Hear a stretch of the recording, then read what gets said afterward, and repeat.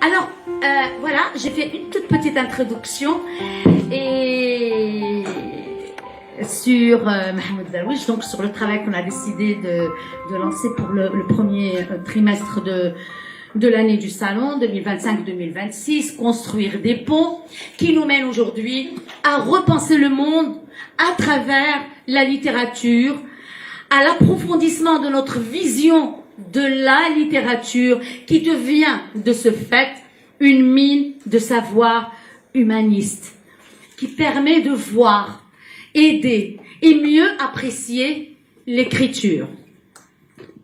Puisque notre salon de lecture porte sur l'écriture littéraire, notre choix se porte sur la littérature et sa traduction, puisque Mohamed Darwish a été traduit à des dizaines de langues.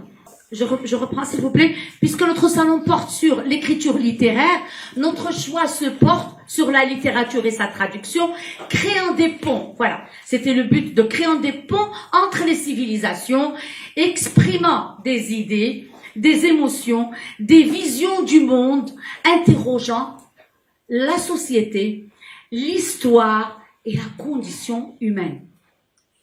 L'auteur qui nous interpelle aujourd'hui est Mahmoud Darwish, 1941-2008. Poète, écrivain, journaliste, militant palestinien, souvent désigné comme le poète national de la Palestine, célèbre pour son œuvre lyrique et épique, célébrant l'identité palestinienne, son exil et sa dépossession. Son expérience de la Nakba et du déracinement ont profondément marqué sa poésie. Poésie qui a évolué du style traditionnel arabe vers le vers libre, devenant par là même une voix universelle de la tragédie de son peuple. Sa poésie explore l'exil, la dépossession, la nostalgie de la patrie perdue, de l'identité palestinienne et la résilience humaine.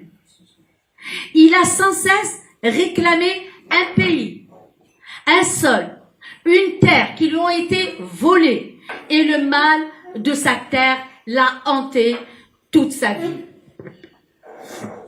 Son œuvre, très souvent traduite, apporte la preuve que la littérature peut être un pont entre l'écrivain, la société où il a vécu, son vécu personnel et le monde. Le pont se situerait ainsi entre l'écriture de l'écrivain, son esprit, sa traduction et sa lecture, confirmant ces paroles du président du Centre de la langue arabe en Espagne. La littérature est une pierre angulaire. La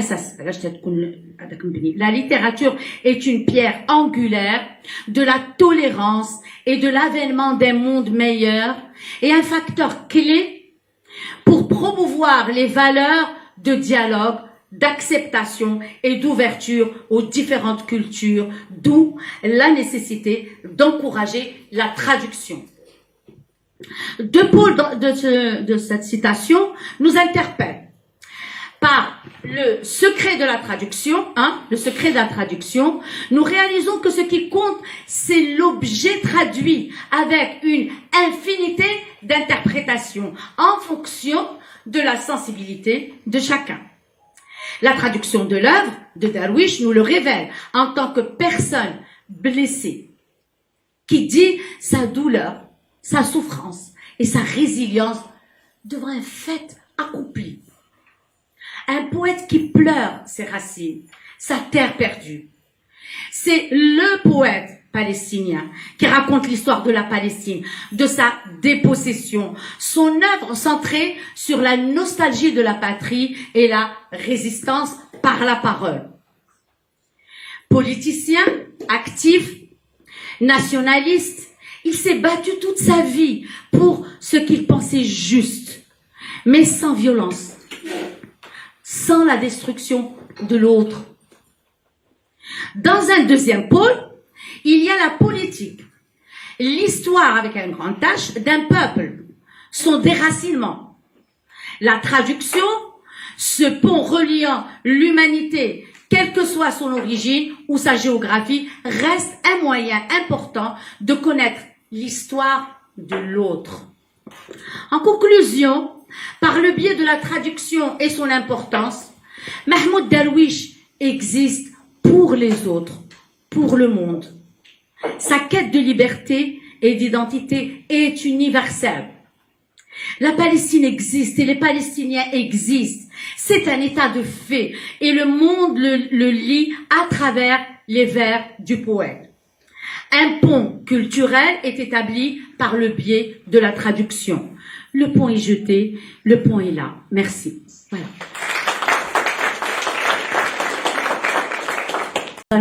Il y a, après ma présentation, normalement une chronique. Et là, nous avons une chronique faite par Imen Antares.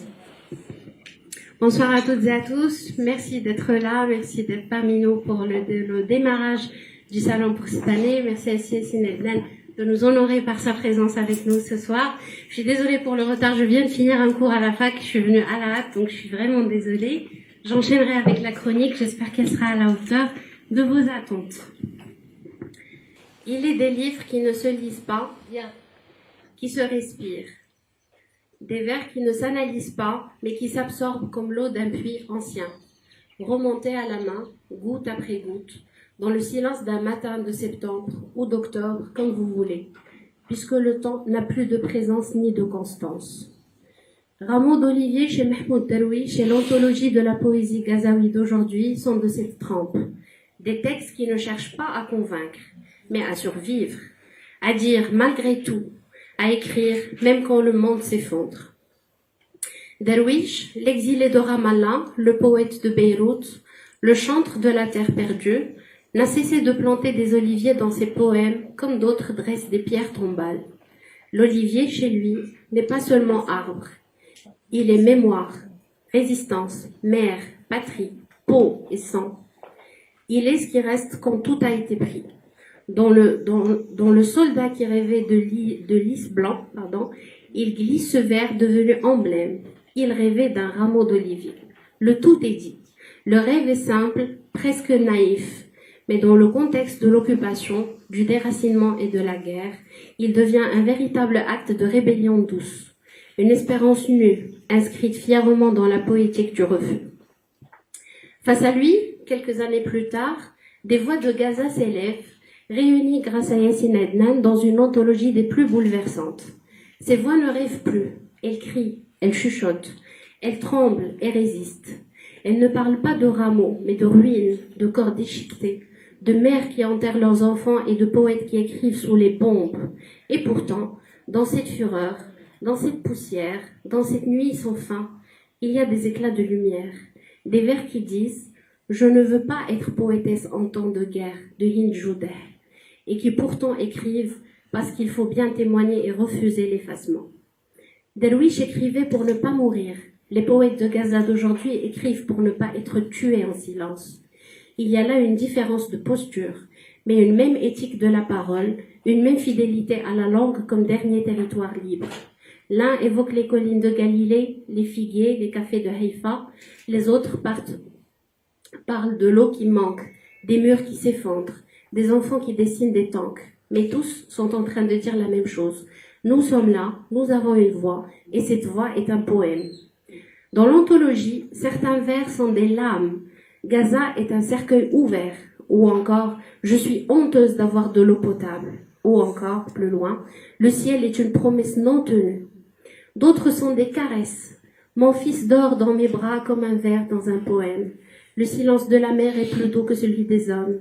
Et toujours, cette tension entre l'amour et la guerre, entre la tendresse et la colère, entre la beauté et l'horreur. Darwish, lui, avait l'élégance du désespoir. Il écrivait comme on danse, avec retenue, avec grâce et avec feu. Il disait « Je suis venu pour voir, non pour dire ». Et pourtant, il a tout dit. Il a dit la perte, l'exil, l'amour, la langue, la transition et la mémoire. Il a dit ce que les poètes de Gaza continuent de dire. mais avec une urgence nouvelle, une brutalité nue et une poétique de l'effondrement des plus écrasantes. Ce qui frappe dans ces deux œuvres, c'est la présence du corps, le corps comme lieu de la douleur, de la mémoire et de la résistance. Chez Darwish, le corps est souvent métaphorisé. Mon corps est une carte sans frontières, nous dit-il.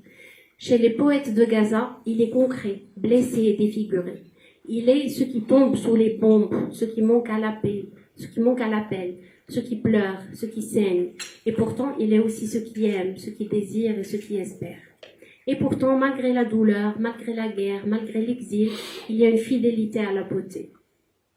Une obstination à dire le monde autrement, à nommer les fleurs, les enfants, les étoiles, et même quand elles sont absentes. À croire que le poème peut encore guérir, rassembler, éclairer. Darwish disait « Nous avons sur cette terre ce qui rend la vie digne d'être vécue ». Les poètes de Gaza disent « Nous avons sur cette terre ce qui rend la mort digne d'être pleurée ». Et entre les deux, il y a la vie, la poésie et la résistance. Ces deux œuvres sont des maisons de mots, des refuges pour ceux qui n'ont plus de toit, des lieux où l'on peut encore respirer, aimer et espérer surtout. Elles ne proposent pas de solution, elles ne prétendent pas guérir le monde, mais elles offrent quelque chose de plus précieux, une parole debout, une langue vivante et enfin une mémoire partagée. Et dans ce monde qui vacille, dans cette époque qui oublie, dans cette actualité qui broie, ces poèmes sont des rameaux d'olivier tendus vers nous, non pas pour faire la paix, mais pour nous rappeler que la paix est encore possible, que la beauté peut encore surgir et que la poésie peut encore dire ce que les larmes veulent taire. Merci de votre écoute.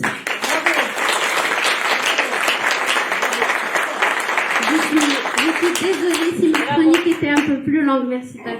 Je suis désolée si ma chronique était un peu plus longue que d'habitude, mais le sujet était tellement émouvant.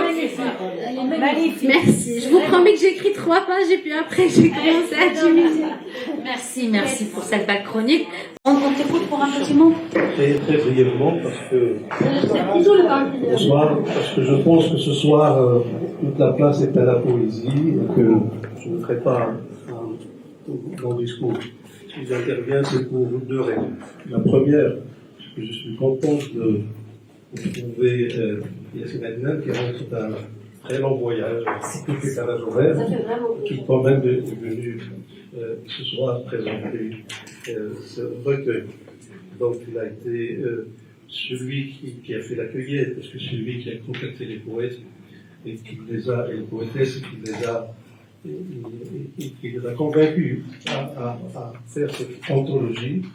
Et après, il a dû convaincre tout à fait pour traduire et convaincre un éditeur français pour éditer le livre, pour assurer la plus large diffusion. Yassine Adnan n'a fait que ce qu'il a toujours fait. Parce que je me souviens, en 1990, il avait 20 ans. Et il a réuni des amis dans un café où ils lisent, et ils ont décidé de publier une revue dédiée uniquement à la poésie. Et le titre qu'il a donné en dit long sur ce que peut faire la poésie, parce qu'il n'a pas appelé ça, il a appelé ça Ghara Shehriya.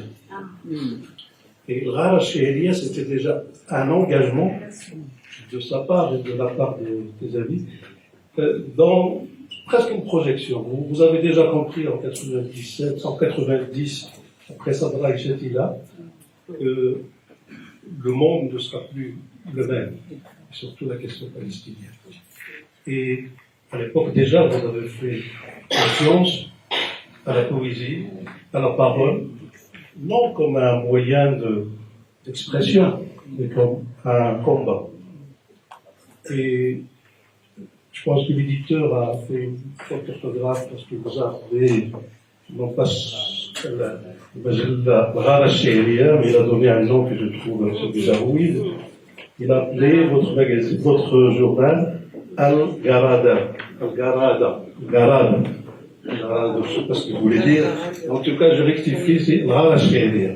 C'est-à-dire, il y avait un combat avec des poètes. Et la deuxième raison pour laquelle je prends la parole, c'est que la Palestine n'a jamais manqué de leaders politiques, de combattants, de poètes, mais j'estime que la grande oubliée dans la société palestinienne, et si la Palestine continue à être la Palestine, je pense que la grande oubliée, ou les grandes oubliées, sont les femmes de la Palestine. Chaque personne qui a fait l'expérience d'être dans ce qu'on appelle les territoires, qui réussit à franchir des checkpoints entre la Jordanie, et il est frappé par la force de la présence des femmes. La femme, dans mes yeux, elle prend tout l'espace. À telle enseigne qu'on peut confondre la Palestine comme territoire, comme pays, avec la femme. Et il y a des femmes, évidemment, autour de la Palestine, mais la femme palestinienne, il a une charge, il y a une présence qui est très forte. Et je ne pense pas que la Palestine, depuis tout ce qu'il a subi, n'aurait jamais continué sans la force de ces femmes, qui sont leur présence et leur sacrifice. Parce que je crois, je parlais avec quelques Palestiniens, chaque femme qui avait un enfant fait un don à la Palestine et un don à la cause palestinienne. Et ces femmes, ces mères, sont très souvent oubliées, on les voit dans l'arrière-plan de décor, des camps, etc. Mais à mon sens, nous leur devons respect. En tout cas, moi j'ai beaucoup de respect pour ces femmes parce que c'est elles la colonne vertébrale. Et si la Palestine continue, c'est évidemment avec les efforts des uns et des autres, mais la femme a joué un rôle très important. Parmi les poètes qu'il a collectionnés, il y a les poètes. Je pense que tu m'en as parlé la dernière fois. Il y a un Khazan qui a écrit un poème qui résume tout ce que je viens de dire autour, mais avec son écriture à elle, ses mots, son émotion, tout ce que je dis à la mère, tout ce que je dis à propos de la mère. Et je tiens à rendre hommage à toutes les mères palestiniennes et à toutes les mères du monde. Et les mères d'Orelda ont aujourd'hui quelque chose de très, très particulier. La mère à Gaza. À Gaza, la mère ne dort pas. La mère à Gaza, la mère à Gaza. À Gaza, la mère ne dort pas. Elle tend l'oreille à la pénombre. On surveille les alentours, distingue les bruits, un à un, pour que lui inspire l'histoire qu'il faut pour bercer ses enfants. Quand tout le monde s'endort, il se dresse tel un bouclier face à la mort. Arza, la mère ne pleure pas. Il retient dans ses poumons la peur, la colère, les prières, et attend que le bourdonnement des avions cesse pour expirer. Arza, la mère, n'est pas comme toutes les mères. Il pétrit le pain avec le sel frais, recueillit à même ses yeux et nourrit de ses enfants la patrie. Je vous remercie de votre attention.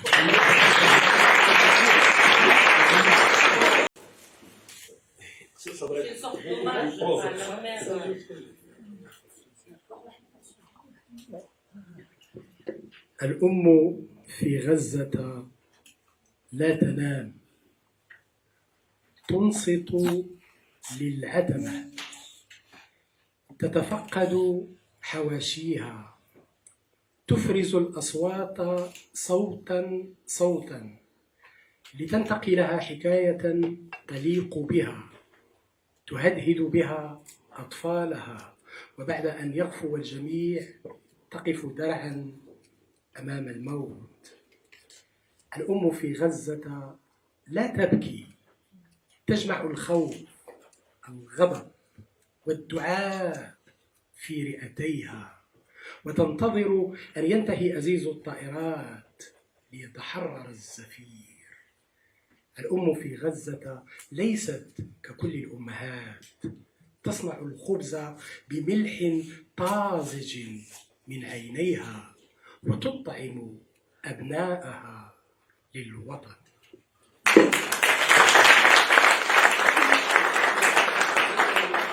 شكرا ومساء الخير. ما تنشكركش. I take you for granted. انت ديال ميرسي بوكو اللي عمر لا ما تنسمع من عندك. ميرسي. الله يبارك فيك. لا شكرا جزيلا، انا سعيد حقيقه باش نكون في هذا اللقاء. وغادي كان عندي تصور لمداخله الظاهر انها لا تنفع الان، ولكن غادي نحاول لكي ايضا لا اثقل عليكم ساحاول ان اغير يعني خارطه الورقه وانتقل بكم من الحساسيه الشعريه الفلسطينيه كما تبلورت مع الشعريه المقاومه، محمود درويش رمزا لها، والحال ان الكوكب فيها طبعا معين بسيسو، توفيق زياد، احمد دحبور، عز المناصره، وشعراء اساسيين كان اول من قدمهم الى العالم والشاعر المغربي عبد اللطيف اللعبي في أنطولوجيا شعراء المقاومه الصادر بالفرنسيه سنه 1970. وبالتالي كان هو اول من ترجم الشعر الفلسطيني الى الفرنسيه، وتلك الأنطولوجيا أعيدت ترجمتها إلى لغات أخرى، وبالتالي عمليا الصوت بدأ يعرف انطلاقا من ترجمة عبد اللطيف اللعبي الأولى. لهذا يشرفني أن هذه الأنطولوجيتين معا، أن تكون فلسطينيا وغزة هناك حياة قبل الموت، اشتغلت فيهم مع عبد اللطيف اللعبي اللي هو بالنسبة لي يعني صاحب شيخ قبيلة في هذا الباب، في باب خدمة الشعرية الفلسطينية. على فكره هو ساهم انا وياه في هذه الانطولوجيتين، هو عنده الانطولوجيا الاولى ديالو في 1970، انطولوجيا اخرى في الثمانينيات، وبالتالي عمليا هو عنده 4 انطولوجيات الشعر الفلسطيني. انا اتشرف بان نشتغل معا في هذه الجوج ديال الانطولوجيات. يمكن نقول لكم ببساطه كيفاش جات الانطولوجيا الاولى. توفي صديق عزيز لنا معا وهو مريد البرغوثي صاحب طال الشتات. حينما توفي مريد اتصل بي عبد اللطيف اللعبي باكيا متاثر في واحد اللحظه بقينا كنتكلموا على مريد البرغوثي وكذا، وكانت رضوى عاشور قد توفيت قبله، زوجته صاحبه ثلاثيه غراطه، الثلاثيه الروائيه الشهيره. ففي واحد اللحظه كنتكلم مع اللعبي قلت له بالنهايه يعني قال لي لا، انا ما يزعجني هو اننا نفقد شعراء كبار، وفلسطين تفقد شعراء كبار، وهؤلاء الشعراء لا سبيل إلى أننا نبدلوهم ولا نلقاو بدائل لهم. قلت له ومن قال لك ذلك؟ لأن حقيقة يعني الشعر هو حياة متجددة، ما كاينش هناك شاعر أساسي ويبقى له موقعه في الوجدان، ولكن هذا لا يعني أن الشعر ينتهي به ومعه، بالعكس. وهو يقول لي اللعبي كان كيبكي حتى ولا كيقول لي شكون شعراء بقوة مريد؟ قلت له شوف، أولا لم يعد هناك في العالم، وليس فقط في الشعرية العربية أو الفلسطينية، الشاعر النجم it's history، صار حكاية تروى.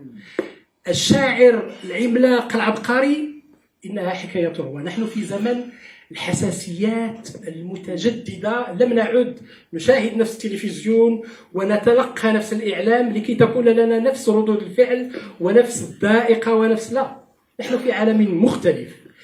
والشعراء اليوم غادروا أوهام كثيرة. يمكن أنا نتكلم وأنا أتحدث عن مرور من، فقال لي يا أخي اقترح علي وتعالى نفعل شيئا. من هنا بدأت الأنطولوجيا الأولى هذه أن تكون فلسطينيا. من بعد بالنسبة لغزة ما غنقولش لكم كيفاش جات، لأنه بدأت غزة تقصف ونحن نشعر بالعجز فقط لكي نهرب من مواجهة عجزنا الذاتي، يعني احتمينا بالشعر.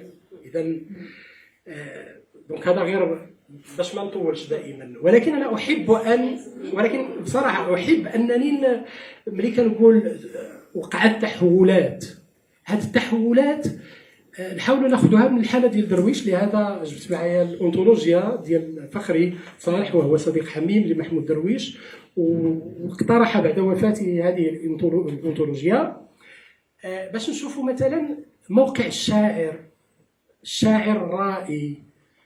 كان الشاعر لسان حال القبيله في الماضي القديم. في واحد اللحظه مع المتنبي مثل ما كان يصفه النقاد، يقول بأن المتنبي يهجس بما في ضمائر الناس، واعتبرت هذه وظيفة عليا للشاعر، وأن يهجس بما في ضمائر الناس، أن يتكلم باسمهم وينطق بما في وجدانهم. وهذه الأدوار تضيف لها تلك الروح النبوئية الرؤيوية التي كانت لدى درويش وآخرين. هذا هو المنطلق الذي انطلق منه الشاعر، والذي سيتفتت مع الشعراء الذين أقدمهم هنا. غنحاول نقف على هذا الشيء بنماذج. أيضا أنت شاعر ورائي وتكاد تكون نبيا، وعليك إجماع ونجم في المحافل وما إليه، وطبعا منخرط أيضا في أفق سياسي واضح يحدد مجموعة من العناصر: فلسطينيتك، عروبتك. إذا حتى هذه القضية ما هيش كلمة عامة، إذا ترتبط برموز. كتجي مثلا تتكلم عن العروبة، نمشيو لأوراق الزيتون مدام 1964 اللي هو الديوان المختار لهذا الاحتفال. تمشي لبطاقة هوية، سجل أنا عربي، ورقم بطاقتي 50,000، وأطفالي 8، وتاسعهم سيأتي بعد الصيف. فهل تغضب؟ سجل أنا عربي. نمشي المقطع آخر: أنا اسم بلا لقب، صبور في بلاد كل ما فيها يعيش بفورة الغضب. في نفس الأنطولوجيا مثلا نقف عند قصيدة تعرفونها جميعا، دائما هذا الإحساس بالانتماء. أنا أحمد العربي قال، أنا الرصاص برتقال الذكريات، وجدت نفسي قرب نفسي فابتعدت عن الندى والمشهد البحري، تل الزعتر الخيبة، وأنا البلاد وقد أتت وتقمصتني، وأنا الذهاب المستمر إلى البلاد، وجدت نفسي ملء نفسي. يقول أيضا في مقطع آخر مهم وأساسي: أنا أحمد العربي، قمة الإحساس بالذات والتحدي. أنا أحمد العربي فليأتي الحصار، جسدي هو الأسوار فليأتي الحصار، وأنا حدود النار فليأتي الحصار، وأنا أحاصركم وصدري باب كل الناس فليأتي الحصار.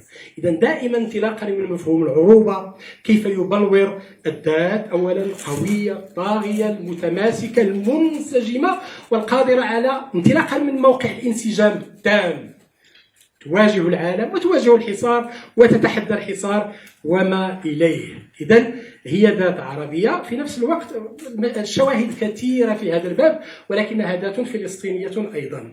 ففي فلسطين يتم أيضا التغني بها، ويعني بشكل رومانسي جميل متميز.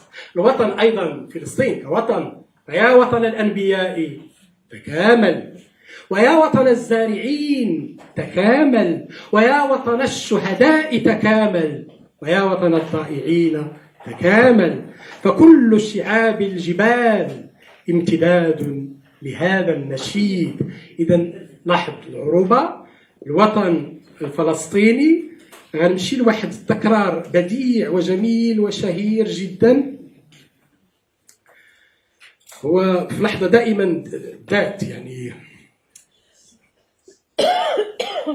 خذيني تحت عينيك، يعني أنت كنخلة في البار، ومن كسرت لعاطفة وحطاب، وما جست ضفائرها وحوش البيد والغاب، إلى أن يقول: فلسطينية العينين والوشم، فلسطينية الاسم، فلسطينية الأحلام والهم، فلسطينية المنديل والقدمين والجسم، فلسطينية الكلمات والصمت، فلسطينية الصوت، فلسطينية الميلاد والموت. حملتك في دفاتري القديمة نار أشعاري، حملتك زاد أصفاري، وباسمك صحت في الوديان، خيول الروم أعرفها وإن يتبدل الميدان. لاحظوا هذا التكرار البليغ ديال الفلسطيني والفلسطينية وكيف يصنع به. غنمشي لمنطقة أخرى أخيرة أيضا، هي الشهيد. الشهيد كان للشهيد حضور قوي في شعر محمود درويش وعند شعراء المقاومة. رمزية الشهيد عالية لا نظير لها. كان الشهيد في مرتبة النبي تقريبا، يعني يكاد في لحظة يقول: عندما يذهب الشهداء إلى النوم أصحوا وأحرسهم من هواة الرثاء. حتى الذين يعني بالنهاية الشهيد لا يتلقى منا إلا الرثاء. نحن كلنا نحس بأنه فقد عظيم، ويعني نسبغ عليه المراثي تلو المراثي. لا، والشهيد أعلى مقاما. حينما يذهب الشهداء إلى النوم أصحوا وأحرسهم من هواة الرثاء، أقول لهم: تصبحون على وطن من سحاب ومن شجر من سراب وماء. إذن هذه هي المنطقة الدرويشية، وهذه هي المنطقة التي تبلورت فيها الشعرية الفلسطينية المناضلة في ارتباطها بمنظمة التحرير، وفي ارتباطها بالحركة الوطنية وحركة التحرير الفلسطيني، وفي ارتباطها بالأفق القومي العام في الوطن العربي الذي كان حاضنا لهم، سواء كأنظمة قومية كنعرفوا حينها سوريا والبعث، كنعرفوا العراق والبعث، أو كأنظمة أو كأحزاب تنتمي للحركة الوطنية في مجموعة من البلاد العربية. المغرب مثلا كان عندنا الاتحاد الاشتراكي، منظمة العمل الديمقراطي الشعبي، كان حزب الوطن المشتركات، عدد من الأحزاب التي ذات النزعة الوطنية القومية كانت تحضر طبعا هذه الحساسية وهذه الشعرية. وحتى أن شعراءنا في العالم العربي صاروا يستنسخونها أحيانا بشكل ما يشبه التقليد، مما أثر على فرصة أن يبلوروا شعريتهم الخاصة، يعني المغربية أو التونسية أو كذا الخاصة. غادي نقول كيفاش في هذا العملين معا سنجد أنفسنا أمام سياق مختلف. وسأحاول أن أكثف ولن أقرأ كل شيء، ولكن من التقديم اللي عملته الأنطولوجيا الأولى أن تكون فلسطينيا، سأحاول أن أنقل لكم هذه التحولات بنماذج صغيرة باش نشوفوا أشو اللي تغير. البلاد مثلا، أنا نبدأ بالبلاد، أنا نبدأ بلقب الشاعر. مثلا لقب الشاعر في الأنطولوجيا في الشعر الفلسطيني الجديد أحيانا تحس بأنه صار مدعاة لكي لا أقول السخرية، للاستخفاف به. حتى الشاعر يستخف بلقبه لأنه يحس بأنه لقب الشاعر لا يعطيه شيئا بالنهاية، لا يحقق به لا وضعا ماديا ولا وضعا اعتباريا وبالتالي صار هناك ومقتنع بقصيدته ويؤمن بالشعر، ولكن لا يؤمن بلقب الشاعر، ويرى بأن لقب الشاعر هو لقب يعني يمكن أن هناك شعراء يستخفون باللقب في قصائدهم دون الحديث على أن هذا الشاعر لم يعد لا نبيا ولا رائيا. محمود درويش بالمناسبة في اللحظة ديال الاحتضان قال قولة شهيرة هي: ارحمونا من هذا الحب القاسي. مشهورة لدرويش لأنه كان العرب يحبونه حتى لو اعتبر حب العرب لهم قاسيا. الشعر الفلسطيني الجديد اليوم لا أحد يحبه ولا أحد يهتم به ولا أحد من حيث الاحتضان، أو على الأقل هكذا يحسون. فهناك إحساس بأنه لا صار متخلى عنه في الداخل والخارج. إذن الشعراء الجدد في هذه الأنطولوجيتين معا يكتبون بلا أوهام ودون أن يدعوا الانخراط في مشاريع كبرى. حتى صورة الشاعر لا تغريهم، كما أن لقب الشاعر لن يفعمهم بالزهو في فضاءات عيشهم الواقعية منها والافتراضية على حد سواء. أما البلد، احنا كنا تنشوف الوطن مع درويش، نشوف الآن البلد، فالقصيدة أبسط من أن تدل عليه. ثم أين البلد بعدما تكالبت عليه المؤامرات وصفقات القرون؟ أطرح السؤال ويجيبني أنس العيلة في قصيدة: البلد الذي تضاءل مثل غيمة صيف سيتناثر عما قريب مخلفا بقعا صغيرة على الخارطة. يعني أنا لن أعلق. أما الهوية اللي تكلمنا عليها قبل قليل واللي كنا مع درويش سجل أنا عربي أنا اسم بلا لقب، هذه الهوية عند هؤلاء الشعراء ليست أكثر من ورطة وجودية يكابدها شعراء الراهن. لذا تجدهم يكتبون بحذر شديد من أي هويات ناجزة ترهنهم، ويرتابون في عناصر الهوية كلها بدءا بالاسم الشخصي كما هو الشأن عند كلية أبو حسين الله يرحمها، تقول أطلقوا علي اسمي مثل رصاصة انتزعته من أفواههم وسميتني. يا كوليت هي صديقة عزيزة قبل أن تكون شاعرة في الأنثولوجيا، قبل وفاتها مرة قالت لي أنا ما فهمتش بومي مسلمين وسموني كوليت، خلقوا لي مشاكل مع العالم في فلسطين في عمان ملي مشات الأردن وكذا، كانت تكابد جرح الاسم. وللأمر دلالة يعني لأن الاسم هو أول أبواب الهوية، أول أبواب هويتك هو اسمك الشخصي، فهي كانت تعاني جرح الاسم وهو جرح وجودي ما في ذلك شك. غنمشي عند جمانة مصطفى، ودائما باش السي عبد الرزاق لأنه كنعرف أشار إلى أهمية الأصوات النسائية وأنا أحييه على إشارته، واختار قصيدة لشاعرة نعمة حسن، وكنت أنا والسي عبد اللطيف اللعبي حريصين على أنه تكون المناصفة حقيقة نفس العدد ديال الشعراء وعدد الشاعرات بلا جدال.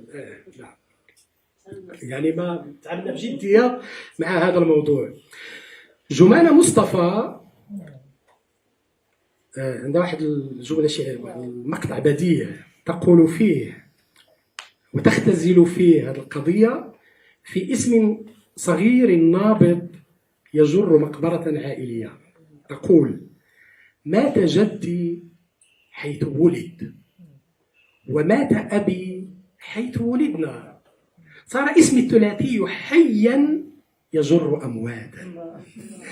هي جمانة طبعا جدها هي أصلا من 48 من فلسطين التاريخية ما يسمى إسرائيل اليوم، فهي جدها توفي هناك، مشاو المخيم اليرموك في الأردن، فولدت هناك ومات أبوها في مخيم اليرموك، ثم الجد توفي في البلد الأصلي والأب توفي في البلد الجديد اللي هو بلد اللجوء والأردن، وصار اسمها الثلاثي حيا يجر أمواتا. شوف كيف الهوية كتولي مسألة شخصية فقط وتصير جرحا عند كوليت. في هذه الحالة لاحظوا معي كيف أن الأمر يتعلق باسم حي يجر أمواتا. غنمشيو دائما عنصر آخر من عناصر الهوية اللي هو الفلسطينية أو فلسطينية العينين، فلسطينية اللي كنا فيها مع درويش. سنرى ماذا يقول أشرف فياض في قصيدته أن تكون فلسطينيا، وهي القصيدة اللي أعطينا العنوان ديالها للأنثولوجيا، أن تكون فلسطينيا. تطرح أسئلة، القصيدة كلها قلق. أن تكون فلسطينيا في قصيدة أنور فياض، نأخذ مقطع: أن تعتاد الموت، أن تبتلع الألم بسهولة، أن تخسر كل شيء، أن تمتنع عن البكاء، تتقيأ تاريخا مبعثرا وتجتر ذاكرة عبثية، وينتهي بك المطاف مستحيلا كالعدم. إذن لاحظوا أن تكون فلسطينيا كيف تغيرنا من فضاء إلى فضاء. إذن إحنا طبعا نتكلم عن شعراء، خصوصا هنا كنا خدينا من شعراء الأراضي الفلسطينية، يعني شعراء غزة والضفة، خدينا من شعراء داخل أراضي 48، وخدينا من شعراء الشتات. فكاين هنايا واحد حقيقة كاينة تمثيلية حقيقية للشعر الفلسطيني في الداخل والخارج. وهذا الوطأة ديال الشتات غادي نحاول نعطي واحد المثال ضروري. منشير إلى اللغة تنظن كلشي قريتو وانتبهتوا للغه. اللغه تغييرات، اللغه تغييرات. مثلا ملي كتشوف الشعريه السبعينيه ودرويش كتلقى في القصائد الكثير من الزعتر والزيتون والياسمين والسنديان واللوز والعوسج والقرنفل والياسمين والحمام، يطير الحمام ويحط الحمام والعصافير. لا شيء من هذا المعجم في الحساسية الشعرية الجديدة، لا شيء من هذا المعجم. كل شاعر يكتب بلغته الخاصة العادية جدا والمتوترة، لكنها سبيله إلى الشعر. هذا الصديق الرفيق يناجونه بلا كلفة ويعاتبونه بلا تردد، لكن علاقتهم به تبقى شأنا شخصيا. ما بقاش الشعر هو ذاك السبيل إلى أن تتكلم باسم الجماعة أو أن تصير نجما أو أن لا، علاقة شخصية مثل صداقة في السر. امشي معي أيها الشعر، هلا الشروف، امشي معي أيها الشعر، لسنا توأمين ولكننا سنجد ما نتحدث عنه، أنت حدبتي وأنا سراجك، لذا سنحتاج هذه الرفقة ولن تندم. تقول للشعر يعني حاجتها إلى رفقة الشعر، وتتصور بأن الشعر أيضا يحتاجها ويحتاج رفقتها، وتقول لا، لن تندم على هذه الرفقة. يعني أتذكر ويتمان حينما يقول تبسطي معي فأنا والت ويتمان. هذا التبسط مع الشاعر، هي أيضا تقول للشاعر تبسط معي فأنا هلا الشروف. وطبعا صارت هناك ثقة أخرى بالذات، ليست تلك الذات الجماعية، ولكن ذات حقيقة هي صغيرة تكاد تكون مجهرية، ولكن لها أيضا اعتدادها بمكونات شخصيتها وثقتها في الشعر وثقتها في أن الشعر يستحق صداقتها وتستحق صداقتها. غادي نمشي لمفهوم آخر. طولت شوية ولا ياك؟ بارك الله فيك. الله يبارك فيك. لا، أريد أن أتحدث عن الشهيد أيضا. بغيت نتكلم على الشهيد، ولكن قبل بغيت نشير. لاحظوا أننا في علاقات ذاتية شخصية. ذاتية كلمة فضفاضة، لا، شخصية مع الشعر، مع البلد، مع الفكرة، مع الروح، مع الجسد. وكل من هؤلاء الشعراء يبوح على سجيته بتلعثم أو بصخب، كل يكتب جسده بشراسة أو بخفر، وكل يستحضر القضية بطريقته بسخرية أو بغضب. لكن المؤكد أن ذهاب هذه الأصوات جميعها إلى الشعر يصدر عن إيمان صادق به وبالحاجة إليه، عن طاقة متوترة ومؤثرة.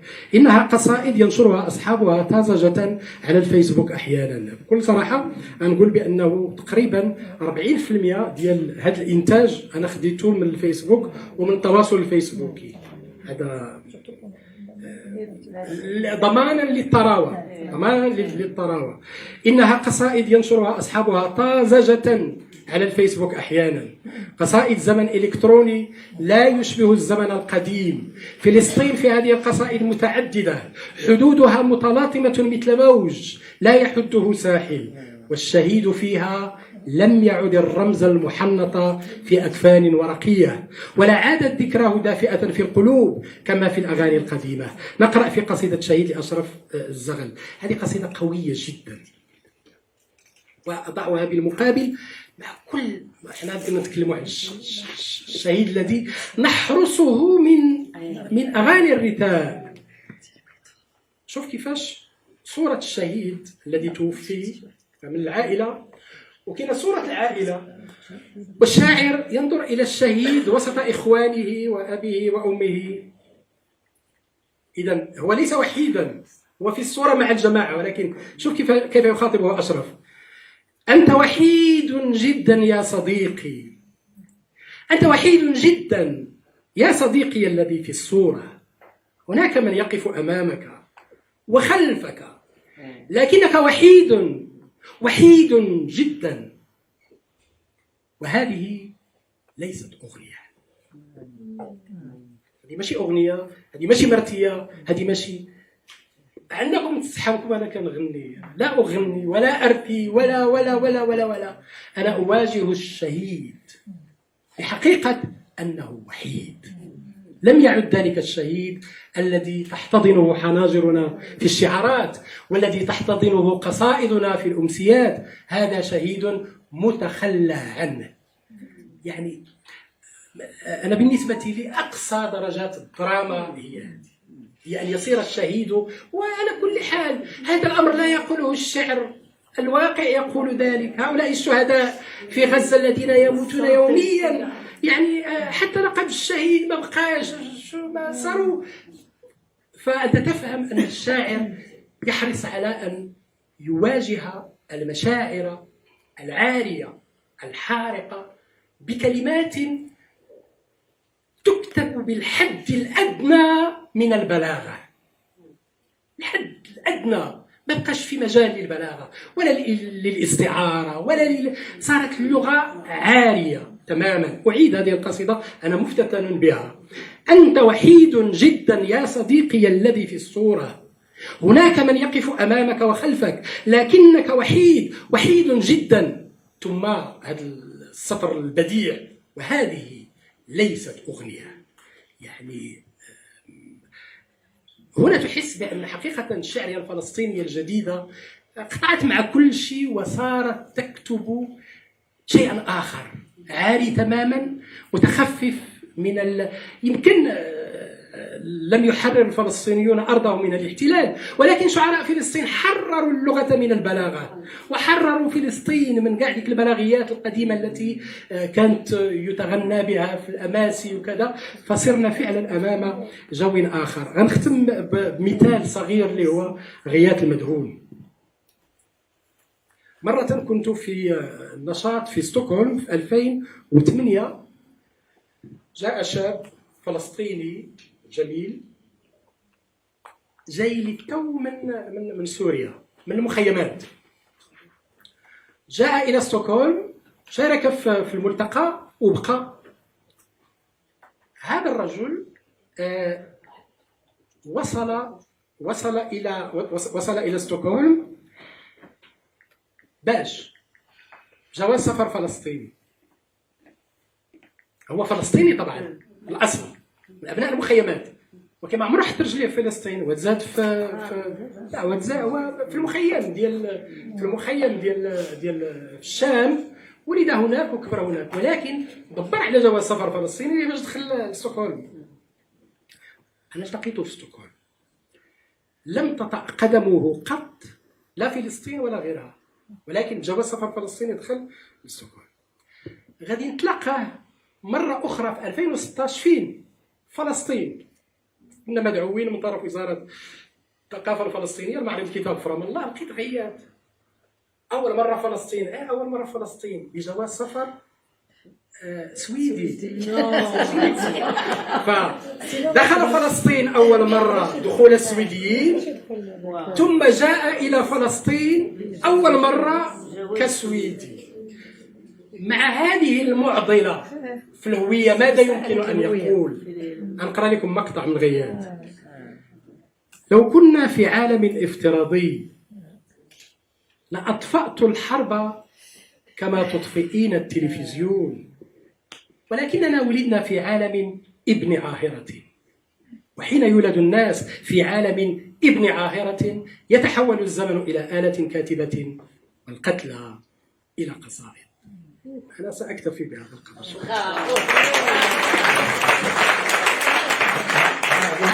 البداية أشرت إلى الاسم الذي أطلقه مع أصدقائي على المجلة الشعرية التي صدرت في مراكش في سنة 1990 في شهادة العمل، أطلق على اسم الغار الشعري.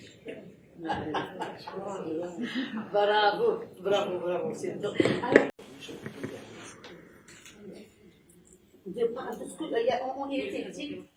Non, donc tu vas parler de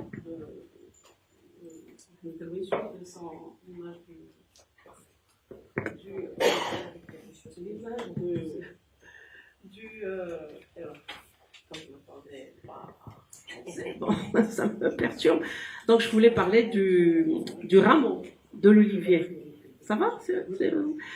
Donc j'ai intitulé mon intervention Le rameau de l'olivier, histoire d'un ancrage millénaire. Le rameau de l'olivier, je vais lire pour aller vite. Le rameau de l'olivier nous renvoie à 3 ancrages, un ancrage poétique, un ancrage historique et un ancrage mythologique.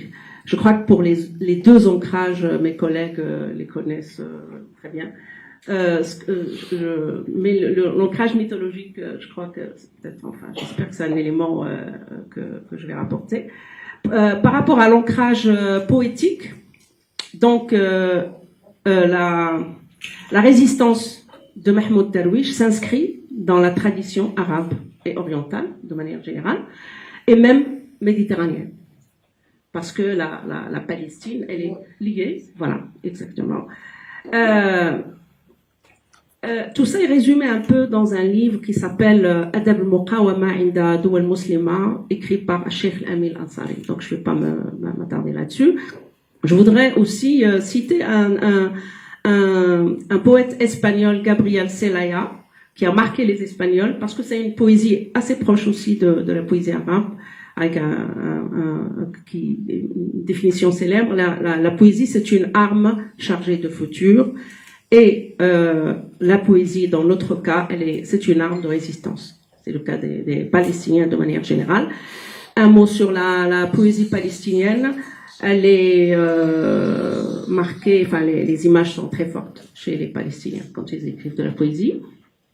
Autre chose, cette tradition de la poésie va au-delà de l'époque pré-islamique que nous connaissons, avec le mu'allaqat et tout ça. Elle débute à l'époque des déesses, et il y a au moins 12 000 ans. C'est-à-dire l'époque des déesses qui se situe après l'apparition de l'agriculture, donc considérée comme la première religion. Et là, la poésie était vraiment utilisée comme un culte, un rite sacré. Pour le dire en arabe, shi'r kan ibada. Comme on dit aujourd'hui, ad-du'a ibada, مثلا, l'amal ibada, al-shi'r kan ibada, yani kan taqs dini. Pour vous voyez, la force de la poésie, c'était carrément comme une prière. On va dans un temple, on produit de la poésie pour les dieux et les déesses de l'époque. Donc ça, je fais juste un commentaire là-dessus. C'est pour les gens de cette région-là, et les Palestiniens en particulier, ils doivent être au niveau de leur imaginaire, leur inconscient, très marqués par ce chapitre-là, plus que nous, beaucoup plus que nous, de l'histoire. J'avance, et un autre point, la poésie créatrice. Et ça, on le retrouve dans la Bible, quand on le dit au début, fut le verbe. Dans le Coran, puisque kun fayakun, c'est comment Dieu crée. Et pour le dire encore une fois en arabe, al-khalqu bil kalima, très utilisé dans la mythologie orientale de manière générale. Donc il suffit de dire et le fait est fait. Mais la parole, parce qu'en fait le verbe, c'est pas pas n'importe quel verbe, pas n'importe quelle parole, c'est la poésie. Vous voyez ce que je veux dire? C'est la poésie qui donc créatrice. Et Darwish, pour nous, il a sa poésie est créatrice d'espoir. Ça. Alors, j'avance cette fois-ci très rapidement. L'ancrage historique. Pour l'ancrage historique, je recours aux archéologues qui nous disent que l'olivier, il a 10 000 ans. Il existe dans cette région-là depuis 10 000 ans. L'olivier comme la vigne, le raisin. Donc, il y a déjà, c'est une date qui remonte à très très longtemps. Et la ville d'Ariha, Jéricho, c'était Ariho, Jéricho, elle a 12 000 ans. Donc, on peut s'imaginer l'ancrage de ce pays. Il est là, il y a une civilisation depuis 12 000 ans. C'est énorme. L'olivier, comme le chêne, qui est considéré dans la mythologie arabe comme un arbre sacré, parce qu'il vit très longtemps. Il a été utilisé d'ailleurs chez les druides, Sanauba. Un arbre, donc l'olivier, qui vit très longtemps, est toujours frais, quelle que soit la saison, et sur les années, c'est toujours vert, quoi. Et donc, cet aspect-là fait que l'olivier va être l'arbre éternel et qui va symboliser pour les Palestiniens la Palestine éternelle. Vous voyez ce que je veux dire. Dernier point, c'est l'ancrage mythologique. Et là, j'ai trouvé dans le mythe de Noé, le déluge, dans l'histoire du déluge de Noé, Noé et sa petite communauté. Pendant le déluge, c'est un déluge qui a duré pendant longtemps, peut-être presque une année, avec 40 jours de pluie, etc.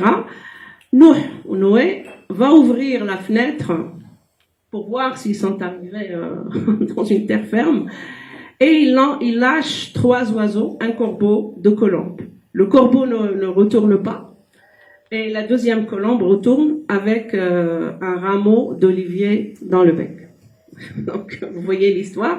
Et cette histoire-là, elle est racontée dans plusieurs mythes. Cette histoire du retour de la colombe, racontée dans d'autres, quand je dis mythes, le mythe du déluge, il est raconté dans le Coran, dans la Bible, chez les Sumériens, dans l'épopée de Gilgamesh, en Grèce, en Inde. Et Zeus, par exemple, il avait mis dans l'arche un couple, homme et femme, et c'est considéré comme une semence, parce que c'est un couple qui va donner lieu à une autre humanité, nouvelle humanité.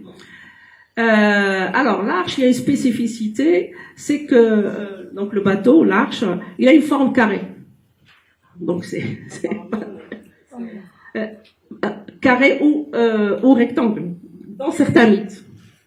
Mais voilà, il y a des détails dans chaque version. C'est le même mythe, mais les versions changent. On trouve des petits détails. Moi, ce qui m'a amusé, c'est la forme carrée, qui pour nous, enfin moi en tout cas, m'a renvoyé à la Kaaba, qui est une forme carrée. Et je crois que les gens les spécialistes de l'étude de la symbolique et tout ça disent que la forme carrée, elle est d'abord c'est signe de stabilité. Donc l'arche avec une forme carrée va tenir. Et aussi, c'est un lien, ça assure le lien entre le ciel et la terre, où le Dieu et l'homme. Et moi, je dirais que cette liaison entre ciel et terre, entre Dieu et l'homme, c'est une liaison géométrique, mathématique. Voilà. Ça peut être pour moi, c'est une explication possible, qui peut être approfondie. Il y a des gens qui l'approfondissent d'ailleurs. Le déluge renvoie aussi à l'immersion originelle, qui est le déluge. En arabe, on dit, dans la mythologie arabe, on dit al-ghamr al-bad'i, c'est-à-dire, et en Égypte aussi, ils disent que pour la création du monde, il y avait au début la terre, le ciel, et l'eau est descendue du ciel d'un seul coup. Il a inondé la terre. Et la vie va commencer par la suite. Donc ce déluge originel, c'est le chaos chez les Grecs, parce que le monde va débuter après le chaos. Ce déluge, il est considéré, enfin il y a des interprétations, par exemple j'ai cité ici un spécialiste, un penseur des religions, Eliade Mirza, considéré ou l'assimile à une matrice cosmique. Donc l'arche, dans ce cas-là, comme une matrice cosmique. Donc on peut dire aussi ventre cosmique, grotte, parce que la grotte était sacrée. C'est là où la vie avait commencé. Et donc là encore, on peut l'interpréter. C'est une semence, l'arche de Noé, avec sa petite communauté. Tout le monde va dépérir. Et par exemple, le Coran insiste sur l'aspect de la foi. La communauté de Noé va être sauvée parce qu'ils ont la foi. Et ça, on le retrouve aujourd'hui chez les Palestiniens. Il y a la foi qui les sauve, et qui leur permet de résister. Et donc, si dans cette histoire-là, la terre d'Olivier apparaît comme une terre sacrée, et ça doit l'être dans l'esprit, dans l'imaginaire des Palestiniens. J'avance cette fois-ci. Je crois que j'arrive, j'ai sauté pas mal de choses, mais j'arrive à la conclusion pour ne pas être longue. Gaza, donc je fais une le mot m'échappe, transfert sur l'histoire de Gaza. Gaza aujourd'hui, c'est comme une bouée de sauvetage. C'est l'arche, c'est un peu l'arche de Noé pour les Palestiniens, parce que sans ce qui se passe, ce qui s'est passé en ce moment pour les Gazaouis, on a oublié la question des Palestiniens.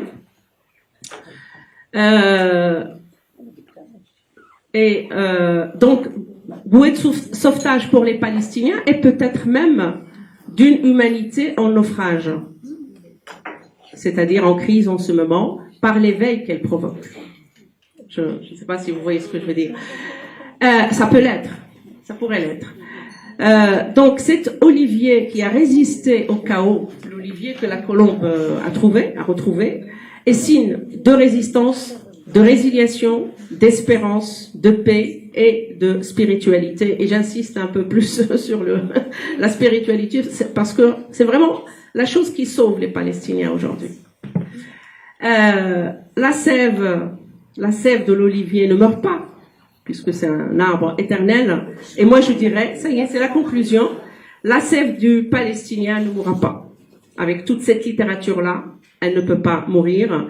Et donc construire toute cette littérature, là j'en ai donné un petit aperçu, un exemple, pour reconstruire des ponts, et c'est la fonction même de la littérature, parce que c'est une voie de pacification, et c'est la voie de la vérité, de la mémoire, de l'histoire.